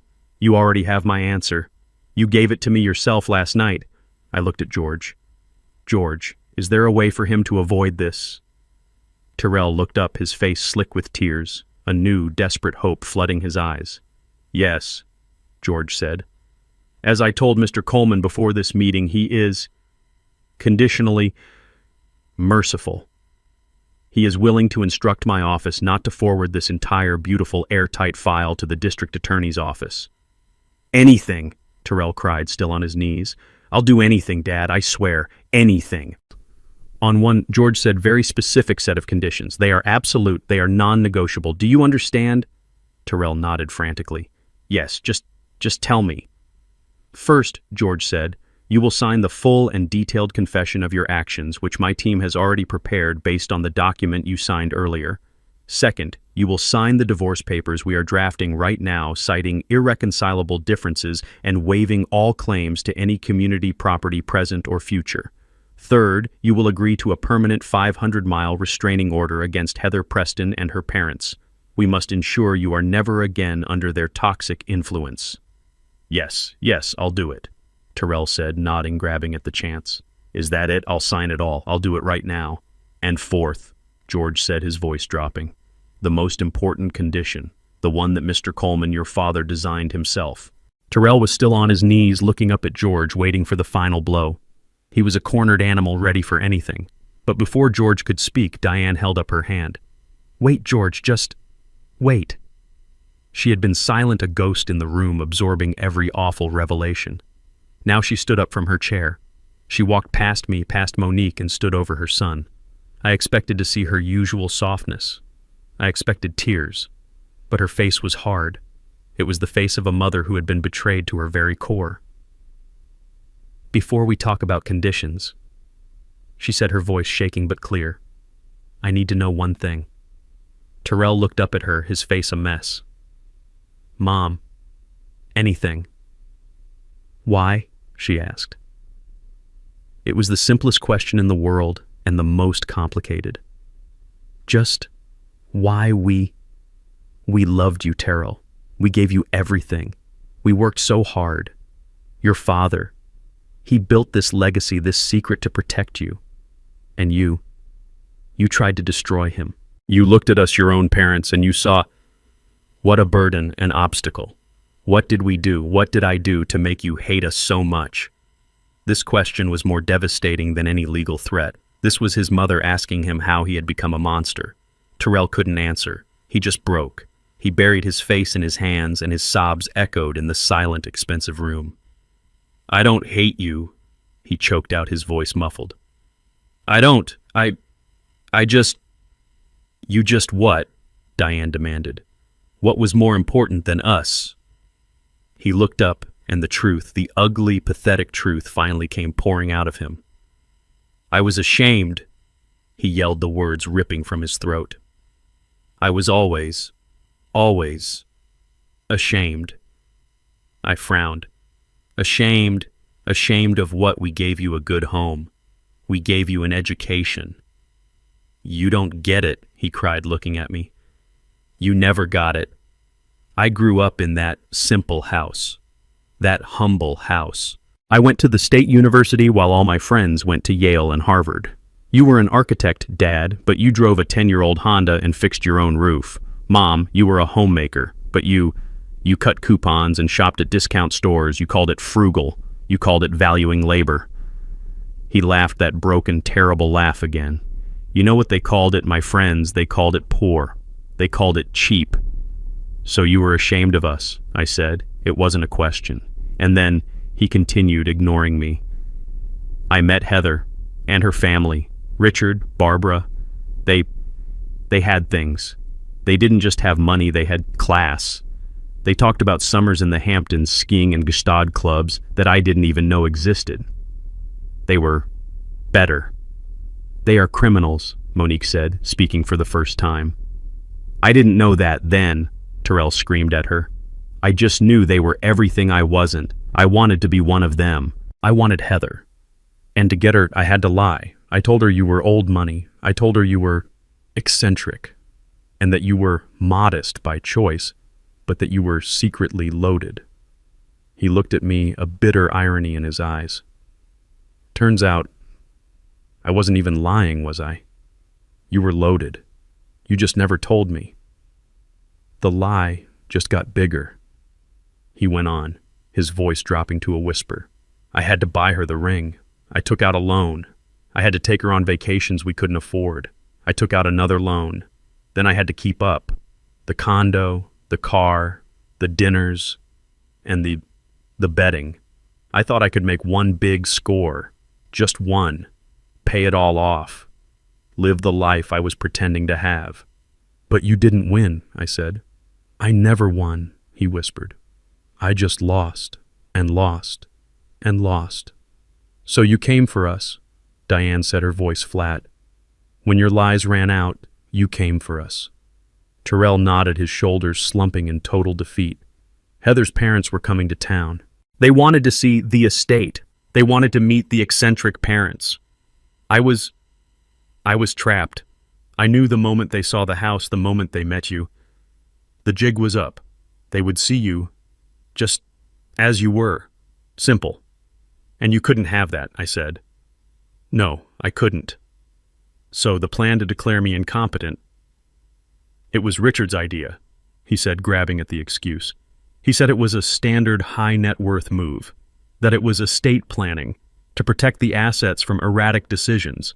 I went along with it. I thought, if I could just get control of the money, I could fix everything before you even knew it was gone. And when that failed, I pressed. What was the plan last night, Terrell? He wouldn't look at me. He looked at the floor. Tell me. It was desperation, he mumbled. Heather and her parents. They said we had to take control, that you were an obstacle, a burden. They said if we moved in, took charge, showed you that we were the ones in control, you would just give up. Give up, Diane repeated, horrified. You were trying to break our spirits. We were going to sell the house, he admitted. Use the money to pay off the immediate debts, move you and Dad into a nice facility, a really high-end one. We thought you'd be happier there, with people your own age. A facility, I said. You were going to sell our home, the home I built, and use the money to pay your gambling debts, all while locking us away in a nursing home. He stammered. You were ashamed of us, Terrell.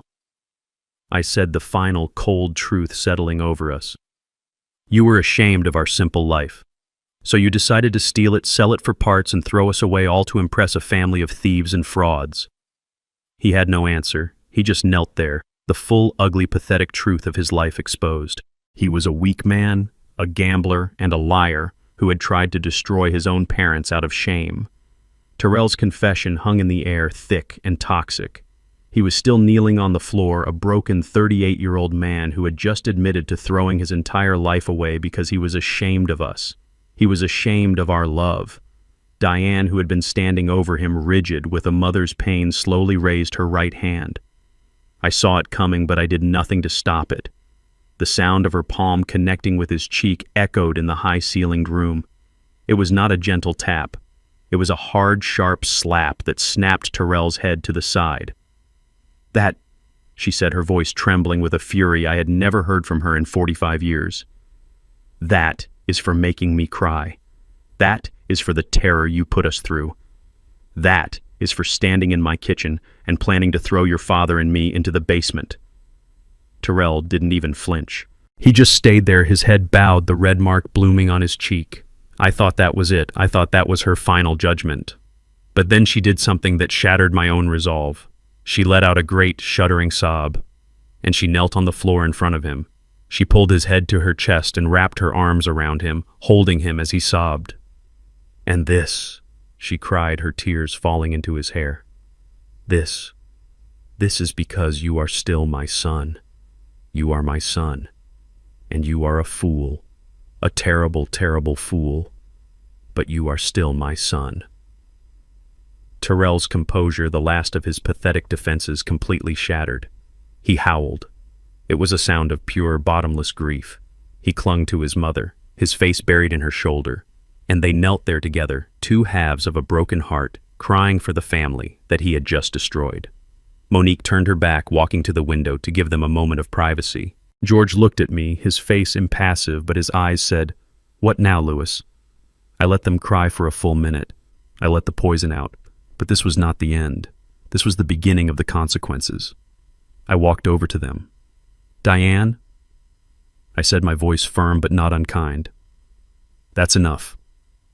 I placed my hand on her shoulder. She looked up at me, her face a mask of tears. "George, Monique," I said, "please give us a moment. My wife, my son, and me."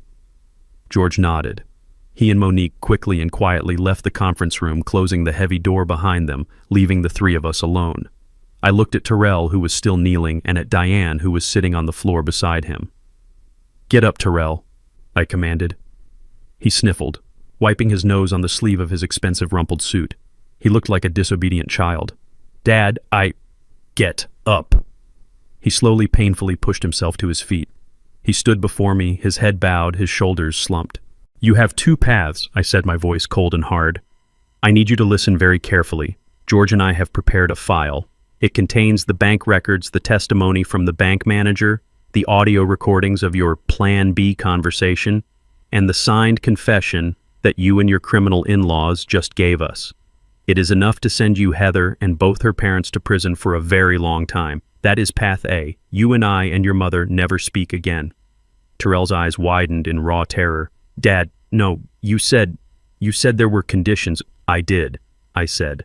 "And that is path B. You will avoid prison, Terrell. You will not face criminal charges from me, but you will pay for what you did. You will pay in a way that you finally understand. And these conditions, they are not negotiable. You will agree to all of them right here, right now, or I will call George back in here and he will walk that file straight over to the district attorney's office.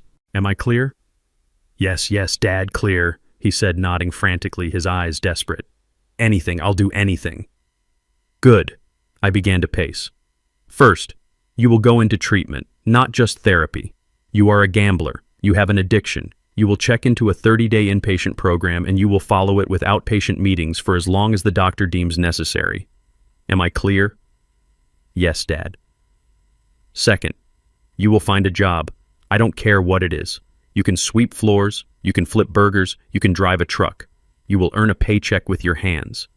And with that paycheck, you will begin to pay back the $750,000 you owe, not to me, to the trust. You will pay it back with interest. You will not receive one single penny from me or from your mother or from the trust. Your inheritance is gone. Forever. Am I clear?" He swallowed hard. The reality of a lifetime of debt, of working-class labor, was hitting him. But he looked at me at the prison door waiting on the other side, and he nodded. "Yes, I understand. I will." Third, the Prestons. Heather. Her entire family. You are done with them. George is drafting the divorce papers as we speak. You will sign them. You will file a permanent 500-mile restraining order against all three of them. You will never see them, speak to them, or contact them in any way for the rest of your life. They are poison, Terrell. They poisoned you and you let them. That ends today. Am I clear?" He didn't hesitate. "Yes, clear. It's over. I know." "Good," I said. I stopped pacing and stood in front of him. "And fourth, you will accept your punishment." Terrell looked at me, his eyes full of fear. Punishment, I thought. The job, the debt, that's not punishment, son. That's just being a responsible adult. That's just cleaning up your own mess. No, I mean a real punishment, a consequence, a daily reminder of what you did, of who you were willing to become. What is it?" he whispered. I let the silence sit for a moment. I looked at Diane. She nodded at me, her face still stained with tears, but her eyes were firm. She was with me. "You're going to come home," I said. Terrell's face flooded with a relief so profound he almost collapsed. "Home. Oh, Dad, thank you. Thank you." "Don't thank me yet." I cut him off. "You are not coming home as our son. You are coming home as our tenant. Monique is the new owner of the property. She will be your landlady." "I can pay rent," he stammered. "With my new job." "Oh, you'll pay rent," I said, "but not in money. You'll pay it in sweat. You are going to live in the basement." His face froze. "The basement. The guest room. The one in the basement. The one you and your wife so generously selected for me and your mother. That will be your new home.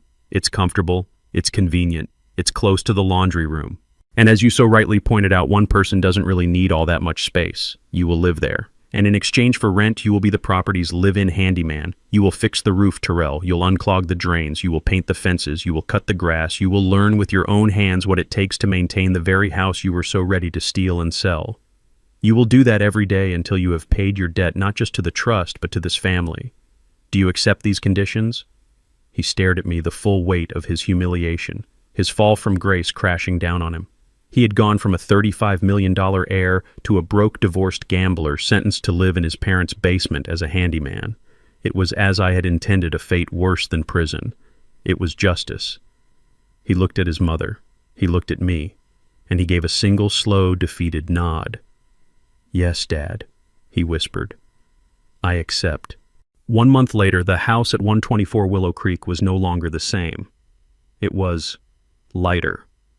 The oppressive, suffocating tension that had defined our lives for the past few years was gone, replaced by something I hadn't realized. I'd missed the sounds of a normal, happy home. Monique and her husband, David, a kind and steady man who worked as a high school physics teacher, had moved in 2 weeks after that day at George's office. They took the 2 guest rooms on the second floor. Monique, it turned out, was 6 months pregnant, a fact she had been afraid to share with anyone in the midst of the family chaos. The moment Diane found out, she transformed. The haunted, betrayed woman who had walked out of George's office disappeared, and the mother I had married returned. Her grief over Terrell's betrayal was channeled into a new, fierce purpose, preparing for her grandnephew. The house, which had been silent for so long, was now filled with the sounds of Diane and Monique laughing in the kitchen, arguing over paint swatches for the nursery and baking. God, I had missed the smell of Diane's baking. She hadn't baked for pleasure in years. Now the house constantly smelled of cinnamon vanilla and apple pie. Diane and I were back in our master bedroom, our sanctuary. Life was settling into a new rhythm, a better rhythm. Monique and David insisted on paying for groceries. David, it turned out, was a fantastic gardener and spent his weekends reclaiming the backyard from the weeds. We were a family, a different one than I had planned, but a real one. And then there was Terrell. Terrell lived in the basement. He had returned from the 30-day inpatient gambling addiction program just last week. He looked thin. The arrogance that had defined him for so long was gone, stripped away, leaving behind a hollow-eyed, quiet man I barely recognized. He had kept his word. He had gotten a job. He was stocking shelves and mixing paint at the local Ace Hardware store. Every evening at exactly 6:15, I would hear the side door open and close. I would watch from the kitchen window as my son, my 38-year-old son, walked across the yard to the basement entrance. He was no longer the man in the sharp navy suit. He came home covered in a fine layer of drywall dust, his hair matted with sweat, his fingernails permanently stained with grease and paint. He looked exhausted. He looked broken, but he also looked real. He did not join us for dinner. That was part of the arrangement. His meals were his own responsibility. He ate alone in his basement room. He was a tenant, a handyman. He was serving his sentence. I did not speak to him, and he did not speak to me. We coexisted in the same house, 2 separate worlds. Diane would look at me, her eyes pleading, asking me to say something, to offer some small comfort. But I held firm. This was not a wound that could be healed with a simple, "I'm sorry." This was a debt that had to be paid in full with sweat and humility and time. This evening I was in the kitchen while Diane and Monique were upstairs. I was pouring myself a glass of water when I heard it, drip, drip, drip. The sound came from the kitchen sink, a steady, annoying, persistent leak from the faucet I had installed myself 15 years ago. I sighed. I looked at the drip, then I looked at the clock. 6:13 p.m. I waited. At 6:15 on the dot, I heard the side door. I watched Terrell walk past the window, his head down, his shoulders slumped, carrying his lunchbox. I dried my hands and walked to the basement door. I opened it and walked down the stairs. The room was clean, sparse. A single bed neatly made, a small desk, a hot plate in the corner. Terrell was standing in the middle of the room just taking off his heavy paint-stained work boots. He froze when he saw me. He looked like a startled animal. "Dad," he said. His voice was hoarse. "The faucet," I said, my voice flat all business. "The one in the kitchen. It's leaking. A seal is probably worn out. I need you to fix it." Terrell just looked at me. For a second, a flash of the old arrogant Terrell sparked in his eyes. The marketing director who didn't fix things. The man who hired people. I met his gaze unblinking. The spark died. He looked down at his dirty hands. "Okay," he said quietly. I'll need to go back to the store tomorrow. Get a new O-ring set for that model." "Fine," I said. "See that you do. Monique needs the kitchen for dinner." I turned to leave. I was halfway up the stairs when I stopped. I didn't turn around. "Your mother," I said, my back still to him. "She made that chicken cacciatore you like. There's a plate saved for you on the stove." I heard a sharp intake of breath from the room below. I waited. I heard a sound, a small choked noise. "Thank you," he whispered. His voice was thick. "Please, tell her thank you." I stood there for a moment longer, my hand on the railing. I was not ready to forgive him. I was not even close. But I knew what I was seeing. "You're paying your rent, Terrell," I said, still not looking at him. "You're getting your hands dirty. You're doing it on your own." I paused, and the final words came out heavy with the weight of everything we had lost and everything that was still broken. "For the first time in your life, you're doing it on your own." I walked up the stairs and closed the door, leaving him alone in the basement with his tools and the dinner his mother had saved for him. The phone rang 2 weeks later. It was George. His voice was crisp, efficient, and held a note of finality. "Louis," he said, "I wanted to give you the final update on the Preston side of things. It's officially over." I was sitting at my kitchen table nursing a cup of coffee. Through the window I could see Diane and Monique in the backyard, sitting on the porch swing, talking animatedly about the baby that was on the way. "What happened, George?" I asked, my voice calm. "Richard Preston," George began, "was arrested by federal agents an hour ago at his golf club, right on the 9th hole." I closed my eyes. Justice. "The SEC investigation we uncovered was the final nail," George continued. "He wasn't just borrowing from his clients, Louis. He was running a full-blown Ponzi scheme. He's looking at 20 years minimum. He's not getting out." I thought of that arrogant, condescending man who had laughed in my face and told me I was irrelevant. He was a man who measured everyone by their bank account, and his, it turned out, was built on pure fantasy. "And his wife Barbara?" I asked. "Completely wiped out," George replied, and I could hear the grim satisfaction in his voice. "Every account she had was tied to his fraudulent business. The house has been seized by the feds. The cars are gone. She's currently living in a Motel 6, according to my investigator. She's functionally bankrupt. Worse," George added, "she had the audacity to try and call my office demanding that the Coleman Trust pay for her legal fees. She claimed she was a victim of my aggressive tactics." "What did you do?" "I sent her a bill," George said flatly, "for the emotional distress she caused my clients, Mr. and Mrs. Louis Coleman. She won't be calling again. The Prestons Louis are finished, socially, financially, and legally. They flew too close to the sun and they got burned." I felt a quiet sense of order settle over me. It wasn't joy, it was just completion. "And the daughter?" I asked. I couldn't bring myself to say her name. "Ah, yes, Heather. She's been busy," George said. "How so?" "She filed for divorce immediately, just as she had threatened. Her lawyer, a real shark from a downtown firm, filed a motion to seize all of Terrell's assets as emergency alimony. She was still convinced, even after everything, that the $35 million was hiding somewhere. She was convinced that we were just playing an elaborate game." "What happened?" I asked, though I could guess. George actually chuckled, a dry, humorless sound. "It was anticlimactic. We had Terrell submit his last 3 pay stubs from the Ace Hardware store. We provided a notarized copy of his new lease agreement for the basement room. We showed his bank account, which currently has a balance of $212.48. I pictured Heather's face. "Her lawyer," George said with deep satisfaction, "quit the case this morning. He cited non-payment of services. It seems Heather couldn't afford her own shark. She has no job, no skills, and her parents' credit cards are now just useless pieces of plastic. She gets nothing. So she's left with nothing. She is left with exactly what she brought into this family, George confirmed. A bad attitude and a lot of expensive, out-of-style clothes. There was a pause. Don't feel too sorry for her, though, George added. My investigator did one last follow-up purely out of professional curiosity. She's already back on the market. She was spotted last night at a gala at the art museum trying to talk to a 90-year-old oil baron. She's hunting for her next victim. I shook my head, a small, bitter smile playing on my lips. Some people never learn, George.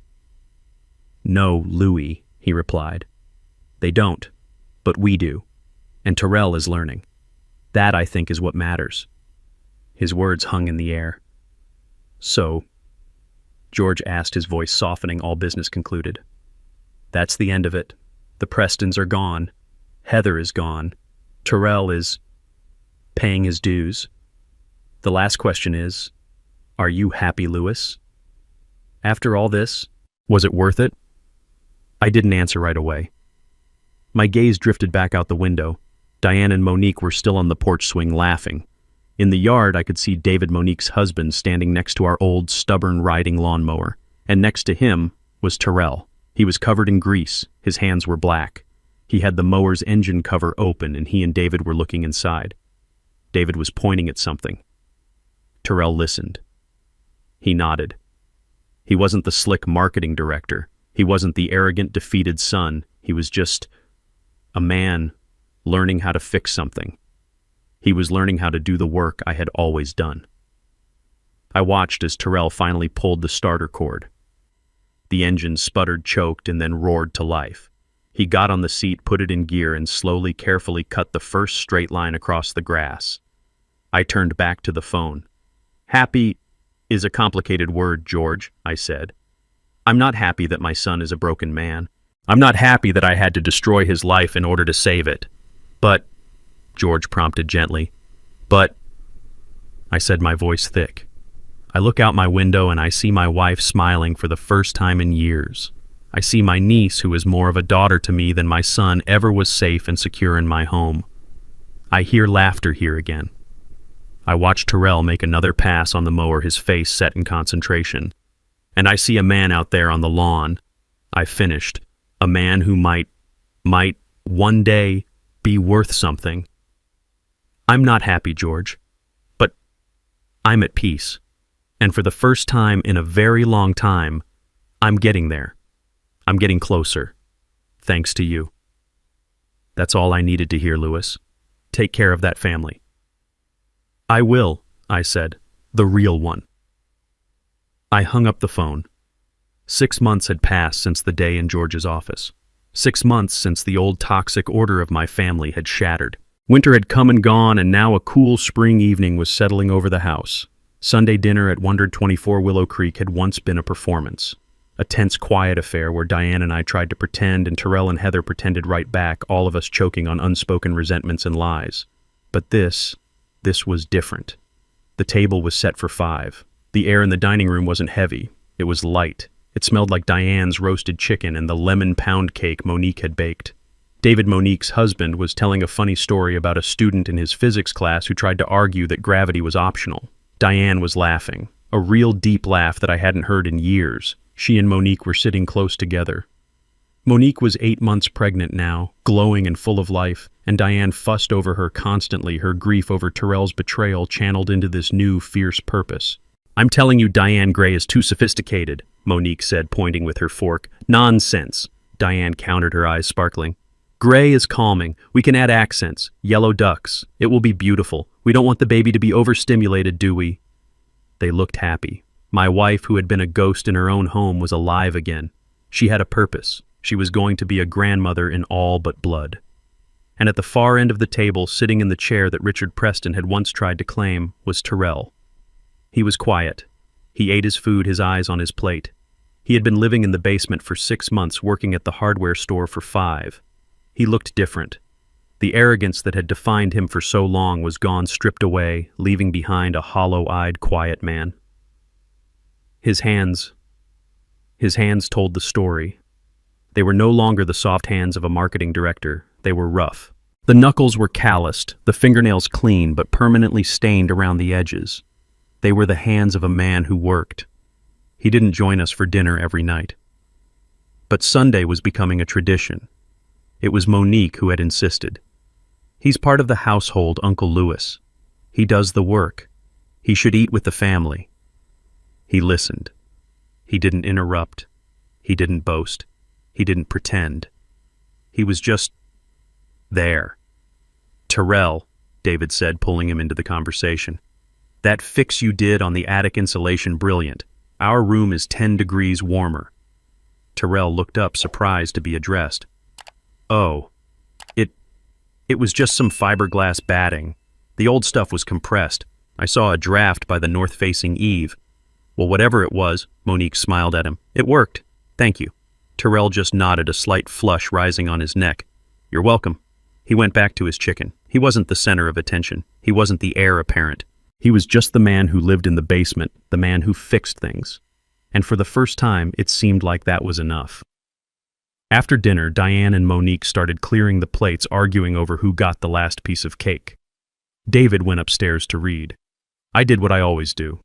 I went to the front porch. The air was cool, crisp, the smell of spring azaleas. I sat in my old rocking chair, the one my own father had built, and looked out at the quiet street. 124 Willow Creek. It was my house again. I heard the screen door creak open and close behind me. It was Terrell. He stood awkwardly by the door for a moment, his hands twisting in the pockets of his clean jeans. He looked nervous. "Dad," he said. His voice was quiet. "Terrell," I replied, not turning. I just kept rocking. He walked over and stood in front of me, blocking my view of the street. He looked smaller, not diminished, just human. Can I talk to you for a minute?" "I'm listening." He took a deep breath. His rough hands were shaking slightly as he pulled them from his pockets. In his right hand he held 2 envelopes. They were standard white business envelopes, slightly crumpled. This is the first one," he said, holding out the first envelope. It was thick. It's the rent for the basement room. I'm 2 days late. I'm sorry. My paycheck didn't clear until this afternoon." I looked at him. I looked at the envelope. His rent, as I had stipulated, was his labor, his work on the house. This was something else. "What is this?" I asked. "Monique and David, they're having a baby," he stammered, not meeting my eyes. "The work I do, it's fine for the house, but they need money. For diapers, for things. It's my paycheck from the hardware store, all of it. For this month. It's $512. Please, tell Monique it's for the baby." I held the envelope. $500. The man who gambled away $500,000 was now handing over his entire hard-earned paycheck. "All right," I said, placing it on the small table beside me. "I'll give it to her." "And," he said, his voice dropping. He held out the second envelope. This one was thin. This is the other thing." I took it. It was lighter. "It's not much," he said, his voice full of a shame that was different from before. This wasn't the shame of being poor. This was the shame of being a debtor. It's $100. It's all I could save after the rent. But it's the first one." I frowned. "The first what?" "The first payment," he said, finally meeting my eyes. "For the $750,000. I know it's just a drop. I know it will take forever, but it's a start. $100. I'll have another 100 next month, maybe more if I get overtime." He stood there exposed, offering this pathetic, powerful gesture. I held the small envelope in my hands. $100 against a debt of $750,000. It was nothing. It was a joke, and it was at the same time the most valuable payment I had ever seen. I looked at the envelope, then I looked up at my son. "You're right," I said, my voice thick. "It's not much. At this rate, it will take you more than 600 years to pay this off, Terrell." He flinched, but he didn't look away. He didn't make an excuse. He just stood there and took the truth. "I know, sir," he whispered. I slowly, deliberately put the envelope with the $100 into the breast pocket of my shirt right over my heart. "All right," I said, patting the pocket. "One payment down, a lot more to go." A single tear escaped his eye and rolled down his cheek. He wiped it away angrily with the back of his rough hand. "Yes, sir." He stood there for another moment. "The faucet, in the kitchen, I fixed it. It won't drip anymore." "Good," I replied. "That's good work." He nodded as if he had just been given the greatest compliment of his life. "Good night, Dad." "Good night, son." He turned and walked back to the basement door, his shoulders straight. I sat there on the porch for a long time, rocking back and forth in my father's chair. I heard the faint sounds of Diane and Monique laughing as they washed the dishes. I heard the distant sound of the city. I felt the crisp spring air on my face. George had asked me if I was happy. No, I wasn't happy. Happiness was too simple a word. I had lost my son, the brilliant, arrogant, weak, lying marketing director. That son was gone forever. I had been forced to destroy him. But as I sat there in the dark, my hand resting on my chest, feeling the small crin-clad envelope in my pocket, I realized that in the wreckage I had found something else. I had found a man who was paying his debts, a man who fixed what was broken, a man who was learning the hard way how to build a life instead of just buying one. I had lost the son I thought I wanted, but I had finally found the man I had always needed him to be. I closed my eyes. The house was quiet. The war was over, and for the first time in my 69 years, my world was finally truly in order. I was at peace. Here is the lesson we can all take from this story. This story teaches us a powerful lesson about the difference between price and value. Terrell and the Prestons were obsessed with the price of everything: the house, the cars, the status, but they understood the value of nothing. They mistook Lewis's humility for weakness and his simplicity for poverty.